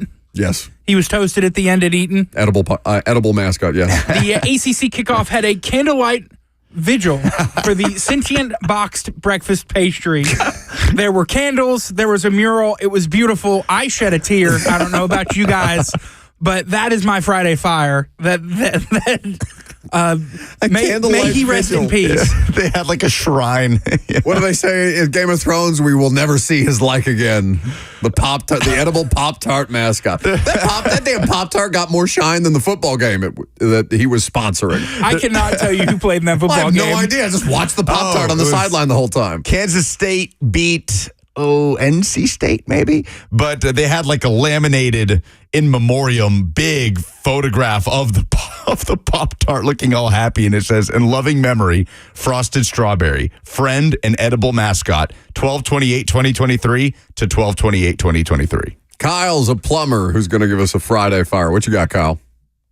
What's going on, boys? I got y'all a pretty good one. Simone Biles is Friday fire. So everybody knows German and French people don't get along the best.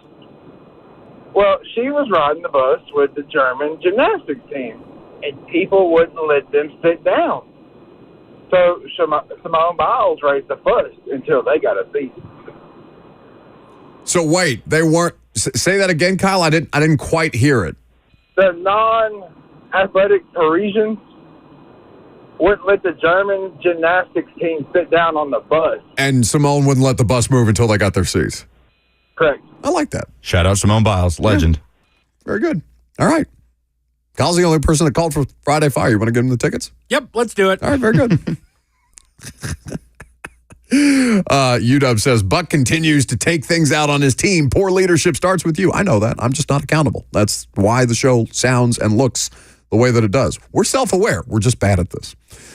Final hour coming up next. What did L'Jarius Sneed have to say about his management program? What it's going to take to get him to play every or damn near every defensive snap this year. You'll hear from your star corner coming up next.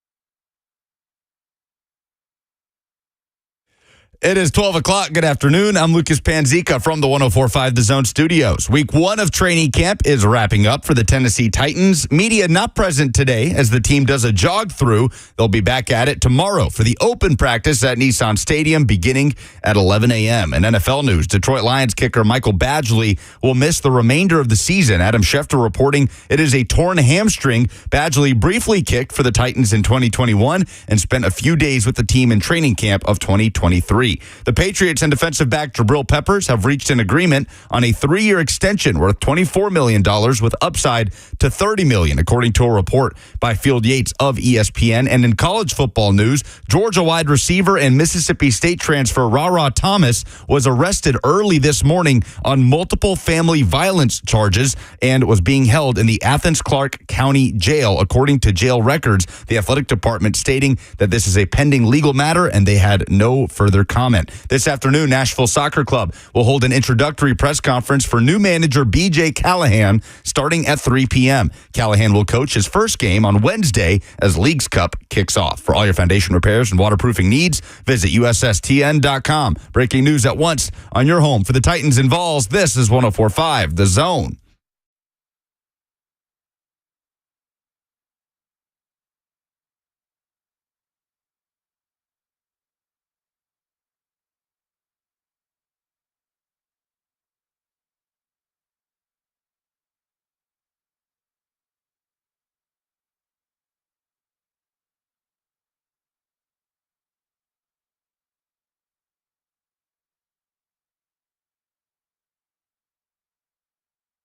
Final hour already. Where did the time go on this Friday? Thanks for hanging out here with us, Jackson, Lucas, and me. Got you for one more until we turn things over to Blaine Bishop and 3HL on after that. Get you a little closer to your weekend. 615-737-1045. Your opportunity to jump in on the phone calls here with us. We are, speaking of next week, and what we have planned beyond Titans training camp practices, Tuesday and Wednesday will be our days out on the practice field. We will have the stadium practice tomorrow, though obviously we won't be doing the radio show on a Saturday unless you boys want to do a special edition. I can pull you off the Buffalo River real quick, Lucas, out of the rainstorm that you're wading into later this weekend. Do your worst. I'll be in Lobeville. Well, I'm sorry, we'll be where? Lobeville, Tennessee. My goodness, that is a interesting name. Drive until I hear banjos. All right, very good. It starts to pick up louder and louder, like tinnitus in your ear a little bit. It's only like an hour away. It is not far. What is the name of this place? Lobeville is the name of the town. So if it's an hour away, they're probably in. Oh, probably. Okay, so I apologize to the good people of Lobeville. Yeah, I'm not going to get close to that one just yet. No, you just got me to say Chevville correctly. It's going to take me a little while, all right? Baby steps. L'Jarius Sneed, #transition, spoke yesterday to the media. What is the most popular topic of conversation with L'Jarius Sneed, ladies and gentlemen? Whether he practices or not. Now, he has been a participant to an extent, but he is on a plan. So I'm trying to think of the best way to start this discussion, Lucas. Well, let's just hear from Sneed, first and foremost. Let's hear from L'Jarius Sneed yesterday at the podium, speaking on the nature of his health and how he is approaching whatever this kind of ailment is. So, yes, I did Kansas City. They treat me better, and the trainer, he's getting me right, and the plan and everything. And in Kansas City, I didn't do no camp at all, but here, I'm trying to work and do camp and get mental reps. Are you guys going to do it just kind of like a day-by-day, like how you feel thing, or is it?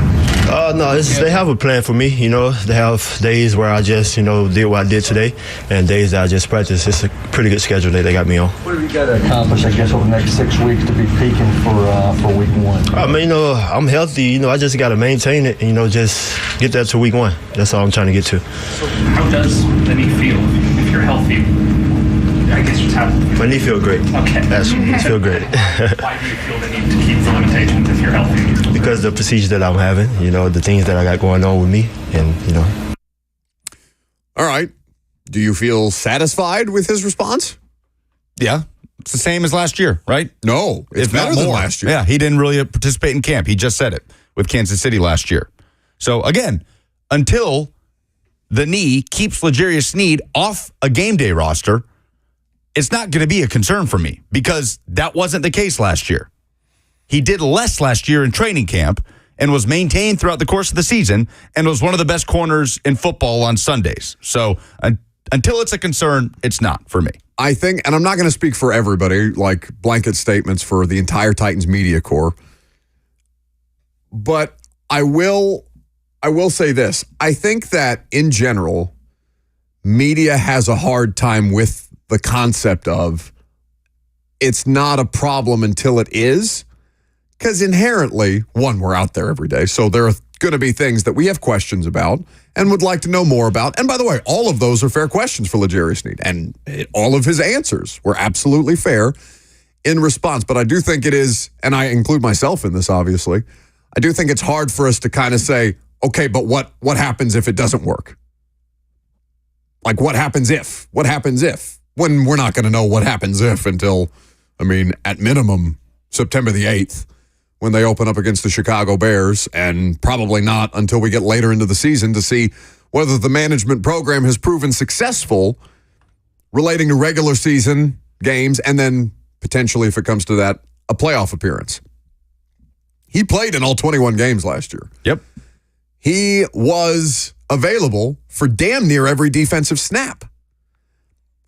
So, understanding that Brian Callahan, and we'll hear from Brian Callahan after Jackson gets off the phone, but understanding that Brian Callahan has been in contact with Kansas City, that the strength and conditioning staff of the Titans and the training staff has been informed of how they managed L'Jarius Sneed,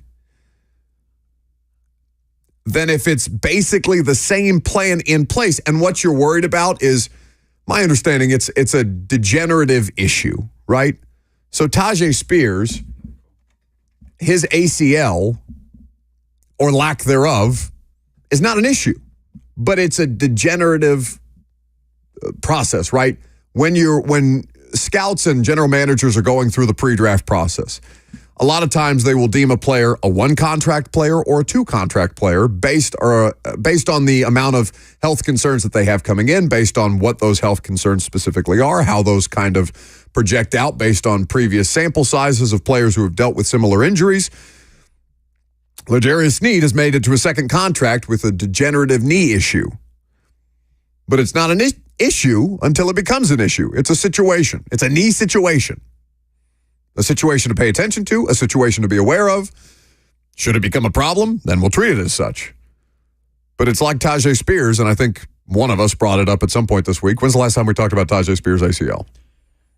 Right. I brought it up the other day, and we haven't. We haven't even mentioned it since he was drafted and since those first couple of media appearances, because quickly we saw him on the practice field and in games, and it was a non-issue. Now, it is slightly different with Tyjae Spears because they don't treat Tyjae Spears differently. They don't manage him that differently than they do any other running back on the roster. He's out there. He's doing all the drills, all the team drills, the 7-on-7s, everything. So it is a different scenario with L'Jarius Sneed. So it's a fair question from, I think, Nick Suss of the Tennessean that had the follow-up. Like, okay, so if your knee is totally healthy, then why does it have to be managed differently? Why are you held out of things that other players aren't? And L'Jarius gave a pretty general, vague, it's just my situation with my knee and what I'm working on, whatever. But it is slightly different from Tyjae because Tyjae's out there doing everything. It's different from everybody else. Yeah. It sounds like, to hear Brian Callahan tell it. So why don't we go to that clip, Jackson, of Brian Callahan talking specifically about managing L'Jarius Sneed? Is this from yesterday? Is this from Tuesday when he opened training camp practices? It's from yesterday. This is from yesterday's press conference with Brian Callahan. Yeah, he's the practice part where we have to work through, but he's also a part of everything else. He's in the meeting room, he's in the building. He's got a reputation on top of it as well, so that always helps. He's played really good football, so his reputation precedes him in terms of his ability to play the position, and so he garners that sort of immediate respect and leadership. But as much as he's around the guys, that's the main part. Obviously, you love to practice every day, but that's just not where he's at, and we got to manage that part of him. So I don't have any concerns about where he'd be leadership-wise and communication-wise, but you get that work and when you're in the meeting rooms. The initiation of the management with him kind kind of start? Did you guys come to him? Did he come to you guys? Just kind of where did that come from? Both, and we also talked to Kansas City. You know, we had our trainers that reached out and asked about the program he was on and how they did it, and then obviously with our doctors and our trainers and with some input from him, just what the best thing is for him to stay as healthy and fresh as possible for 17 games plus. Okay. So you don't do the trade unless you're confident you have the people in place to manage the situation as necessary. I do think that here's why it may be a different kind of a discussion. Because I think most Titans fans are at peace with it, right? You've told us that you talked to Kansas City. You've hired not an entirely new strength and conditioning staff, but there's largely new strength and conditioning staff. The head trainer is still Todd Torricelli. The Titans' last 3 seasons of just general injury history and how often fans have called us or sent us messages on social media or asked us about it before games. What is going on with the Titans' strength and conditioning staff? Why can't they keep anybody healthy? I'm surprised that we haven't seen more of fans reacting to an organization that hasn't been able to keep players healthy over the course of the last essentially 3 seasons is now taking on the management plan of a cornerback who needs very, very specific treatment on a daily basis. I'm surprised that it's been so kind of, yeah, it's fine. It's all good. And there's, again, that's probably the part of me that wants to ask more questions than are maybe entirely necessary at this point in time, because there's been nothing to keep him outright off the field for a game, which is when it matters, not a walkthrough in the second day of training camp practice. I will say, Brian Callahan has said multiple times now, he's going to play starters in the preseason. I'd be surprised if Sneed is one of those starters. Well, Chido Awuzie is also missing, quote, a couple of weeks with a calf injury. Oh, how are you going to manage that? Because we are a couple of weeks away from the first preseason game. And Brian Callahan, is it different for a defensive back than, say, for a quarterback? Because remember in that Official Titans podcast with Mike and Amy, he brought up the idea, well, we would have played him last year in Cincinnati if Joe Burrow had been healthy. But we didn't think it made sense to put them out there like that without the starting quarterback. I also think... Also think what? I also think cornerback... Dad? is a position with the clear pecking order already. Let Caleb Farley get all the preseason snaps in the world. Let that lower depth chart churn happen in the preseason with Gabe Jeudy-Lally, who kind of just keeps showing up in 7-on-7s and in team drills. And they haven't put pads on yet. I know Jeudy-Lally's got an uphill climb, but there's plenty we can see from the cornerback position in the preseason without having to see Sneed or Awuzie. I'm just so distracted by the lisp. Are you going to develop a late-stage lisp? What happened there? Coming up next, we talk about how the Titans are preventing injuries. Right you here. missed the part about 7-on-7. 104.5, The Zone. So much spit on those microphones. Go to break.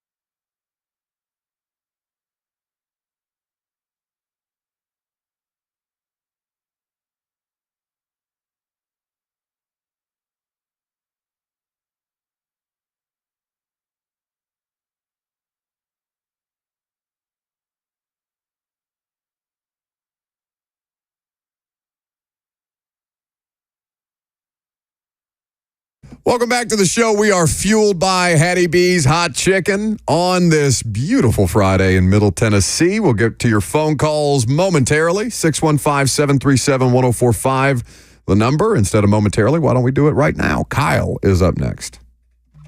Hey, guys. Hang on a second. What the hell is that in the background? Hey, it says he's in construction on the call screener. No, I know. What kind of machinery are we operating today? That is an auger. That is an auger. Digging holes out here in the dirt. Okay. Yeah, out in the rain, too. So, hey, I'm glad it's raining. It makes it easier. Head on a swivel. Head on a swivel is right. Anywho, I love DeAndre Hopkins. He saved our season last year. I don't think we would have won but like 3 games without him. So, that said, I'm tired of this right tackle situation. Next season, I would let Hopkins walk. I'd spend the money that we were looking at spending on him, on a right tackle. A young receiver like Burton III from Missouri, who's a beast. Just something like that, man, because I really want to get younger at receiver, and Will needs a guy he can learn and grow with. Everybody else is getting a little older. Appreciate the call, Kyle. Wait, hold on. Don't. What was that tool? An auger. An auger? An auger. And what dirt are you working on specifically? It's not the stadium dirt. That's what he's after. Is it not? That's what he's after here. Okay, I'm trying to find out about Bert's dirt at the new Nissan Stadium. Okay, thank you for wasting Kyle's time on his job site right now. Appreciate you, Kyle. Be safe out there. Just doing our due diligence. Your obsession with the pile of dirt. What are you going to go take? You're not going to the practice tomorrow. You want me to take a sample for you? Please bring it back. Bring back dirt. If I get near that dirt, somebody's going to tase me. Yes. That's even better. I've been tased. Have you ever been tased? I've never been tased. Soft.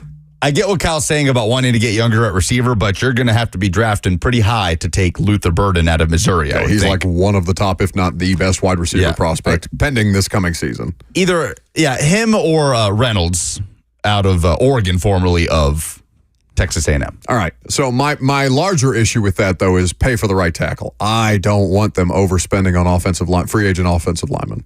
I don't want that.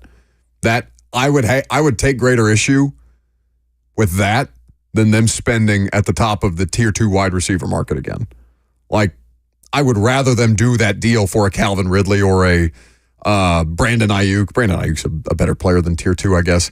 Or a T. Higgins, let's say. I would rather them do the T. Higgins deal than pay that kind of money to a right tackle and just trying to fix it, because that is so hard to nail. Mike McGlinchey has not been a good player for the Denver Broncos, and San Francisco was very content to let him walk. Go ahead and look up at how much money Mike McGlinchey is making to be the starting right tackle for the Denver Broncos, and tell me if you're willing to pay that for subpar performance. And you're starting to build out this offensive line with draft picks from left to right. Latham about to start his rookie year. Skoronski about to start his second year. So the idea of having a rookie right tackle next year that you drafted, and then you have 3 players all in the same 3-year window of being drafted, that if you get it right, you could be set. That's the foundation of your offensive line for X amount of years to come. Obviously, center, you're paying a top-of-market free agent in Lloyd Cushenberry. You don't know how many years you're going to get out of him. But you've started the process of building out an offensive line foundation through the draft and not in free agency. I know. I just selfishly, my thoughts turned to us and our pre-draft coverage of a 6th straight offseason talking about a tackle, and I don't know that I could do it. I don't know that I'm mentally strong enough. I think that is where it would end. A 6th straight offseason of tackle talk. God. 615-737-1045 is how you can jump in if you want to. So, not just about drafting well and getting good players. It's about keeping the best players on the field. How rare is it to end a season talking about the same players that you started the season talking about? The best teams in the NFL, well, the best team in the NFL has Patrick Mahomes on it, so maybe his team is excluded from this conversation. But more often than not, is it the best team that wins the Super Bowl, or is it just the team that's got the most pieces and parts and is dragging its leg across the finish line? Because there is something to that. It can't be both, right? Kansas City had health for the most part down the stretch last year and also had Patrick Mahomes. the healthiest teams at the end of the seasons are just going to be more capable of putting themselves in position to succeed. That's why we were optimistic about the Titans in 2021 as the number 1 overall seed, because AJ was going to be as healthy as he had been to that point. Julio was going to be as healthy as he had been to that point, and Derrick Henry was going to be available. The first time one of I mean, I don't know how many games the three of them played together they were actually available to play. I know that the snaps that they were able to, all three of them, get on the field together was... It was like 20-something. It was low. It was incredibly low. I remember looking up the number of snaps that year. It's been some time. I'd have to go find that number for you, but still. That's why we felt optimistic about the Bengals playoff game, and then, of course, the unthinkable happens, and Ryan Tannehill goes nuclear. By the way, Ryan Tannehill did Diana Rossini's podcast today. Apparently nothing of great import was said because I haven't seen it really get aggregated anywhere else. But if he says anything interesting, Diana will be on the radio show on Monday to talk about her conversations with Tannehill, Saquon Barkley. She's doing a lot of great interviews with players so far this offseason. A lot of spearfishing talk. With Tannehill? Mm-hmm. Oh, I'm good off the top. I mean, that's how he's spending his time at the moment. He's in the Bahamas right now. Yeah, he's a big fishing guy. Well, famously, because that Celsius post on a fishing boat caused controversy. Is QB1 focused ahead of the season? Find out next. Health, though. Health is the most important thing. So, we have talked about this team's inability to keep players healthy down the stretch. We have many times told you that we are not qualified as a sports talk radio show to tell you exactly what went wrong with all the different players, other than to tell you that the vast majority of the injuries were what? They happened during the course of a game. And that sometimes it's about how you keep guys from re-injuring themselves, how you get guys to go out there in even some kind of a limited capacity based on the science and the data that you're able to utilize to best manage the player situation. But a lot of times these dudes would get back out there and then immediately end up back on the injury report, right? Repeat offenders, Mike Vrabel even called them, with the soft tissue stuff. How then is this team under this administration going to do better? We don't know that they're going to do better. You can be optimistic, you can be hopeful, you can say new pieces and parts. Surely it can't get worse, but I've been saying that for 3 off seasons, and it keeps feeling kind of the same. But I loved Callahan's answer about their injury prevention strategy when we were asking him about data and its utilization in players' days off. Yeah, we track some of it's injury related or coming off of injuries. That's a training staff. That's Todd and his crew kind of advising on when those guys might need to be pulled back.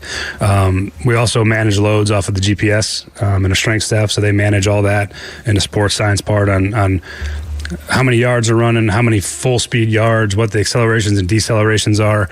Those things all get factored in. Sometimes a guy will come, you'll end up in, maybe the third period of practice, and he'll have sort of redlined, if you will, on some of that GPS stuff. And Zach will come over and say, hey, he's done for the day. And then we shut him down. So there's a science part of it that's tracked. There's an injury part of it from the training room. And then sometimes it's just a good old fashioned guy needs a break, But for the most part, we try to base as much as we can off of whatever data we've received and what our training staff sees in the rehab processes. Is there a separate approach for Sneed, given some of the ways he's been managed in the past? Yeah, he'll be managed differently, just because that's how he's, he managed to play almost every snap last year, and so that's ultimately the goal is be healthy and available on Sundays. And so to get him to that point, we have a program in place for him that we've consulted with him on, and then our trainers and doctors, and so we should be all good there. Brian Callahan on Tuesday at his opening training camp press conference. We have talked about GPS and how many computer scientists and data scientists they've hired this offseason for not just the coaching staff, for the analytics department, for the scouting staff, how all of those, what the vision for that is, and how much more scientifically based they've had access to these numbers for many, many years, and to the data for many, many years, right? The GPS stuff is not new. It's just how do you implement the numbers that you have? How much is too much?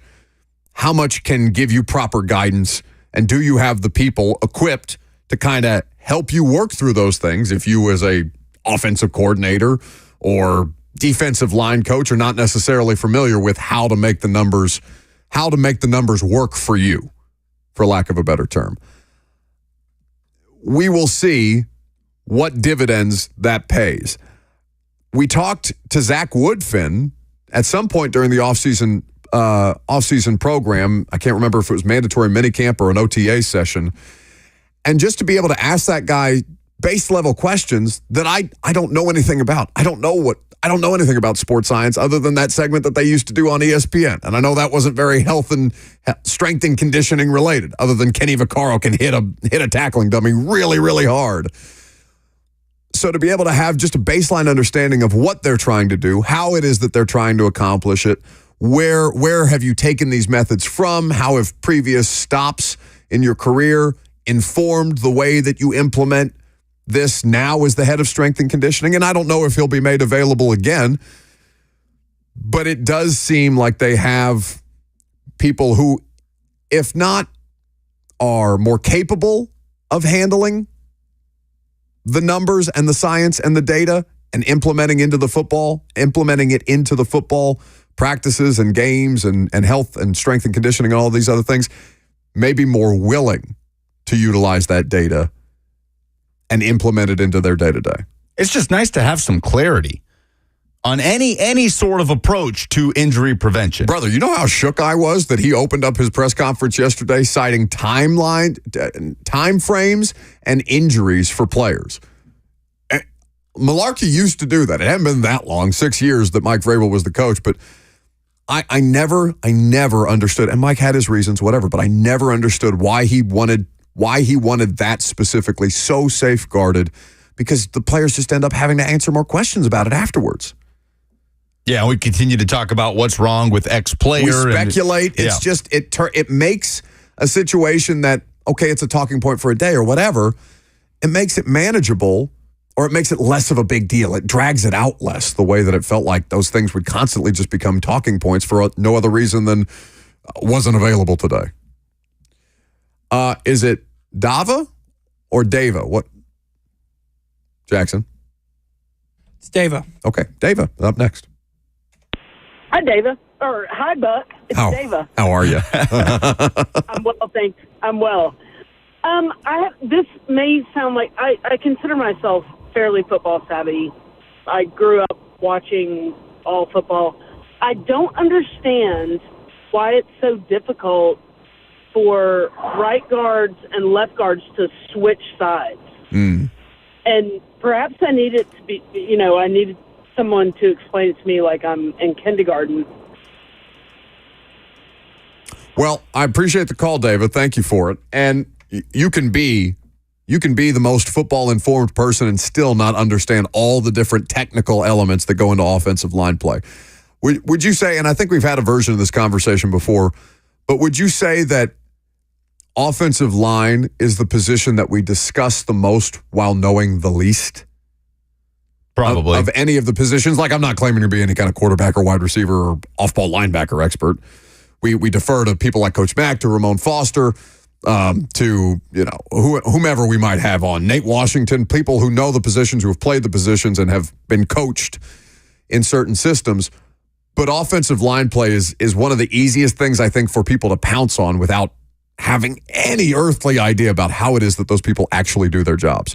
So I'm not going to pretend to be able to answer all the different elements about switching sides. And you mentioned specifically left guard to right guard or right guard to left guard, other than it's like, are you right-handed?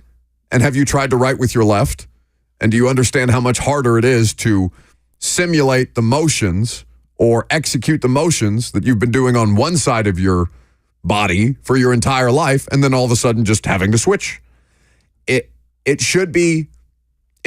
sounds like it should be easier than it actually is, when in reality you see guys struggle with this all the time. And if they're athletic enough, these are guys that end up being swing tackles. It's like Daniel Brunskill. Is Daniel Brunskill a good starting right guard? The answer to that is probably no. Is Daniel Brunskill a good NFL offensive lineman because he can play multiple positions?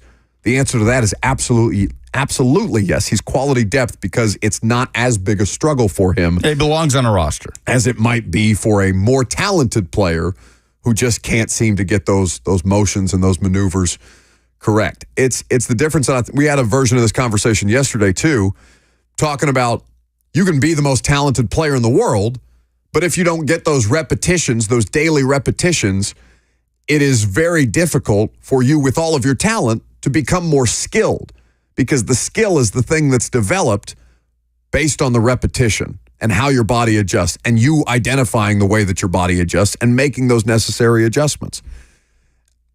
I wish I had a better explanation for you than that. Perhaps we'll have a Bill Callahan on the radio show, or I mean, we certainly asked for Bill Callahan on the radio show for the training camp stuff. I don't know if the position coaches are going to be available like that.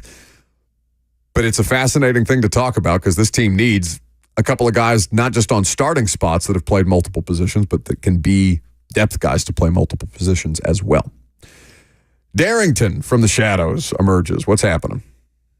What's happening, Captain? How you doing today? I'm good, buddy. I'm glad to hear that, man. Listen, they've had, 3 days of camp for real that's going on so far? Including today, yes. Okay. When y'all start talking about evaluating, who cares? Everybody should look like Hall of Famers because they got on T-shirts and they're professional athletes. That's what they should look like. Until they put on pads, you really don't know nothing. Now, if there's anything that should be evaluated, and I think more of the conversation that should be had on your wonderful show that you're doing, and you can't see me, but I put quotations around wonderful. But your wonderful show that you're doing here, the linebacker position, can these guys cover? And you don't have to have pads to see if they can move their feet or not. From your perspective, sir, of what you've been seeing, can any of these linebackers move their feet and play sideline to sideline? One thing about Al Shazier, he wasn't the best, but he can play sideline to sideline. You might have wanted something a little bit more elite, more knowledgeable. Didn't have that. It is what it is. But what we have now on the roster, can these guys move sideline to sideline? I will shut up and listening to you and your wonderful show. Shout out to Lucas. Look at that. Stuck to dismount. He knows. I appreciate the clarification of the quotation. It's important that we know. Okay. Well, linebackers. Who's sideline to sideline. Who's the best linebacker? Who's the most equipped linebacker on this roster to go sideline to sideline? Kenneth Murray is the most equipped. That's the answer, yes. He is a NFL veteran. He is a very athletic player. To answer your question, Darrington, they have several that can move sideline to sideline. Now, the question becomes, are these players put in the best possible position to avoid Kenneth Murray being put out on an island, and then all of a sudden it's not just about sideline to sideline movement because you're in man coverage on a tight end and that's out of your depth. This is a sideline to sideline defense based on the players that they drafted, not just the players that they added, but based on who they drafted as well. Cedric Gray moves very well that way. He is a 3-year starter at North Carolina. He is somebody who is very equipped. If you were looking for Azeez Al-Shaair in rookie form, Cedric Gray is a pretty good comparison. They're built a little differently, but I think he's got the tools, I won't say to be special, but to be a starter. T'Vondre Sweat, the thing that makes him so spectacular as a football player, is at that size. He moves really, really well, sideline to sideline. Have you watched much of Tracy Rocker working with him? Because it's tough not to get caught up behind the offensive line and defensive line drills every day because you have to walk around them to get to everything else.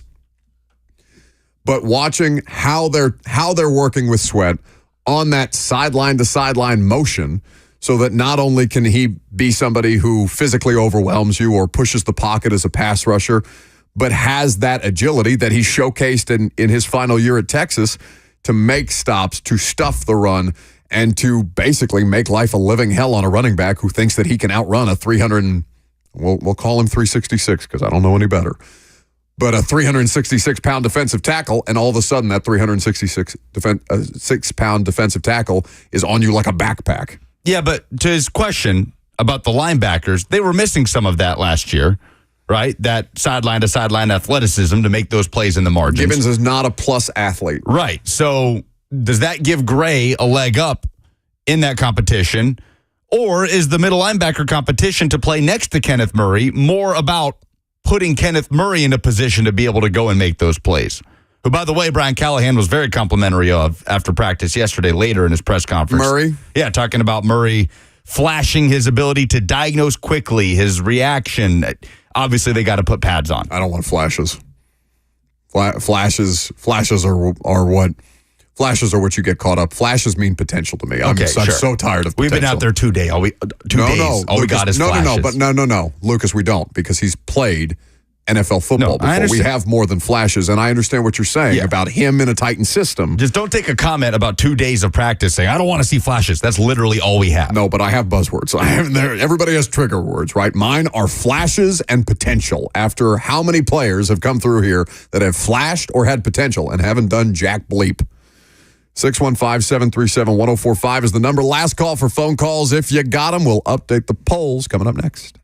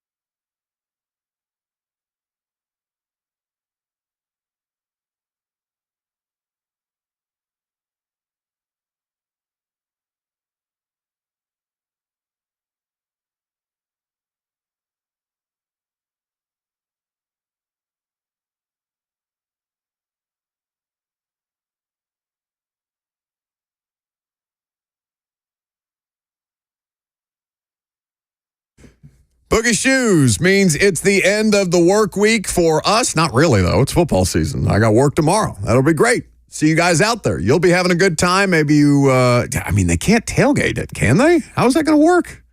I'm so confused. I assume you're going to want to imbibe if you're going out to a training camp practice. It'll be an interesting test run. Oh, I don't like test runs.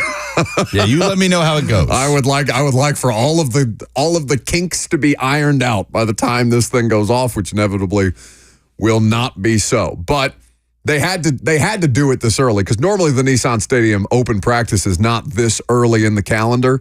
But based on the construction, based on Kenny Chesney having a concert there here in the not too distant future, and their training camp schedule, it was just more viable to get it done Saturday. And, it'll probably be easier now than it will be in 6 months from now, based on the construction not really being that much underway. Although there is a live stream camera if you care to watch their day-by-day progress at Nissan Stadium. They have that for you. Ertz dirt.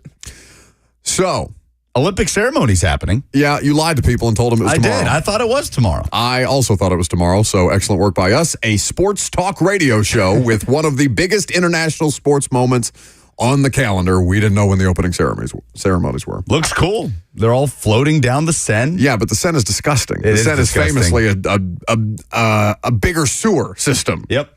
And I think they're going to have, events in the Seine with athletes swimming in it. Isn't that a whole thing? Bert sent me a bunch of TikToks about the French threatening to defecate in the Seine before Emmanuel Macron and the French, or the Parisian mayor, I think, were supposed to swim in the Seine to test out how clean it was. You just got a bunch of people upriver squatting. Go ahead, try it, Macron. There have been a lot of protests over the idea of putting humans in the Seine River. I don't know. I guess nothing came of it, but this is electric. You got a guy playing an accordion on a boat. He's getting splashed by the sewer water. You don't see him? Sewer water spraying all over the athletes as they float down. Everybody's going to come out of this with some kind of terrible bacterial infection. Protect LeBron James at all costs. Oh, my God. Lake Show needs him. Ugh, please.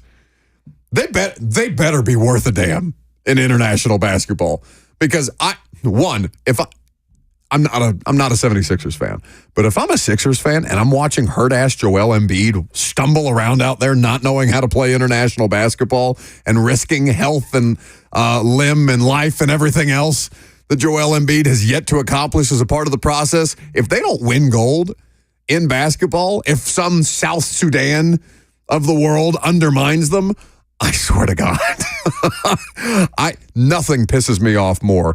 Not swimming, even though we're an incredibly accomplished swimming nation, not gymnastics, but basketball. If they botch the basketball, I will be furious. Peyton Manning doing Olympic coverage? Yeah, you didn't know that? I did not know that. They also have AI Al Michaels highlighting the daily. Oh, I knew that, yeah. The daily Olympic update, to which I saw somebody clever tweet, and I wish I could give due credit. If I wanted bored, disinterested Al Michaels, I'd just turn on the Amazon Prime broadcast. Turn on TNF. Mike Tirico, Peyton Manning, and Kelly Clarkson are doing the opening ceremony. Who else would you want? I guess so. Those are all three fantastic television personalities. Those are three people, yes, that have done television before. Polls, please. Yeah.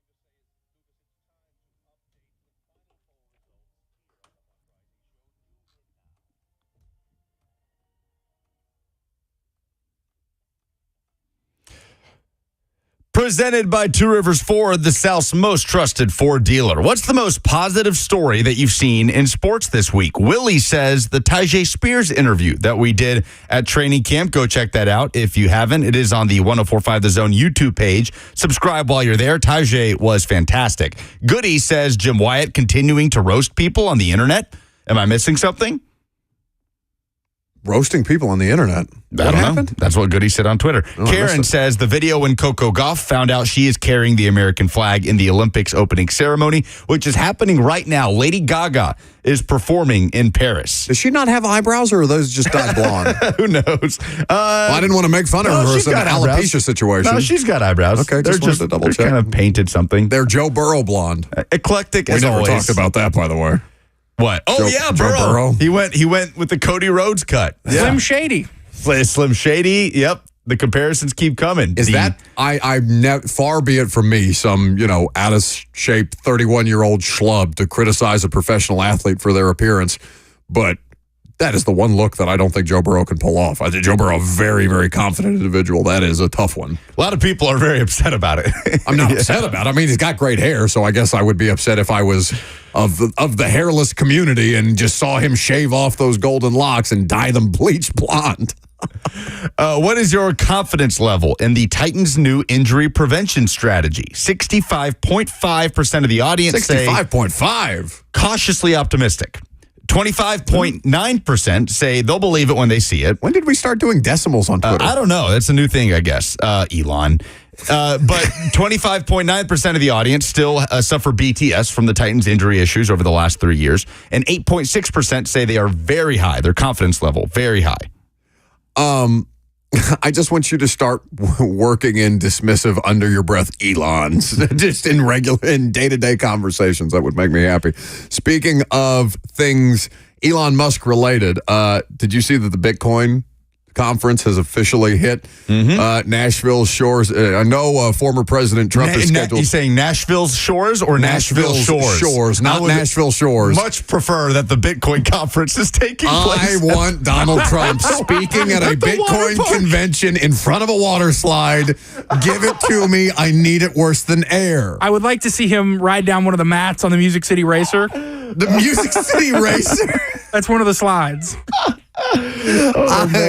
I want so badly for them to schedule the next Bitcoin convention at Nashville Shores. Yes, and I would like for the park to not be like rented out, like it be in full swing summer mode with kids running and screaming around the wave pool while a bunch of Bitcoin professionals, whatever they are, walk around trying to have a Bitcoin conference. Donnie's going to make it so hard to get around downtown tomorrow, isn't he? Who will be the best quarterback in the SEC in 2024? Karen, always in the replies. She says Carson Beck of Georgia. Kenneth says Quinn Ewers of Texas. Quinn Ewers may not even be the best quarterback on his roster. But he could also be the best quarterback in the SEC. That's the range that we're talking about. It could be Jalen Milroe if he has a Jaden Daniels-like renaissance in 2024. It could very well be Carson Beck, who probably has the most functional situation around him. I don't know. That's going to be a very difficult question to answer that will be fun to look at throughout the course of the season. Which college football team in a new conference looks the most out of place? Some Titans fan on Twitter says, looking forward to all the California teams, realizing that the Pac-12 was garbage and they are, in fact, not good. He says USC and Cal getting smacked in the mouth all year will be perfection. Wow. So we had Amani Hooker on the radio show yesterday. And him talking about playing in the Big Ten and the cold and what it does to your bones. Yep. As a a college athlete. As a guy from Minnesota. Yeah. Who grew up there. Familiar with the cold, okay? Things that he can handle, having played at Iowa, having played in the Big Ten. What the hell do you think USC and UCLA are going to do? It's going to be like watching the Dolphins play in Kansas City in negative-degree weather. Well, all I will say for USC is you better have that defensive line fixed. Because if you thought it was embarrassing the last 2 years and you try to bring that product over to the Big Ten, good luck. Who's your Brandon Staley this year? Is it Lincoln Riley? What do you mean by Brandon Staley? The person who you hate the most and want to see their ultimate demise and downfall? There's nobody that I hate who I want to see with a downfall. I sit across from you every day and experience that ire. I strongly disagree with that notion. I can't fundamentally disagree with a strategy, and then that becomes... See, that's you assuming that other people are you. That just because I disagree with something, that I'm rooting for everything to be a failure in their life and for them to lose their job. Things, I want you to fail. Lose their job and their families and just everything. I'm not you, Buck. I'm not you. But you're getting closer every day. I see it. The disdain in your voice for off-season football content like receiver. I can see it happening. You're weeks away from Botox. I can feel it in my bones. Joey, his reply is just a picture of UCLA head coach DeShaun Foster. Staring blankly into the void. Yes. From the question, which college football team in a new conference looks the most out of place? My final answer is Stanford in the ACC. I can't. I'm sorry. Like it's weirder than UCLA and USC. No, I think Washington in the Big Ten is just something that's not right. It's weird. Oregon, I don't know. Get it out of here. I know. But the thing Oregon, is, Indiana is not something I want. I think both Washington and Oregon, definitely Oregon, would have made a run in the Big Ten last year. Yeah. I really do. Oregon has what they need in the trenches. They have the quarterback play, but it's Stanford in the ACC. I cannot wrap my head around it. Those are the polls. All right. So you can wrap things up there. We appreciate you guys as always. Check out the Best Of podcast that we post in the feed on Saturdays. If you missed any of the good work that we did this week, I promise you there was some good work among the stupidity. And if you want to brighten up the proceedings, you're in luck because Blaine Bishop coming up next.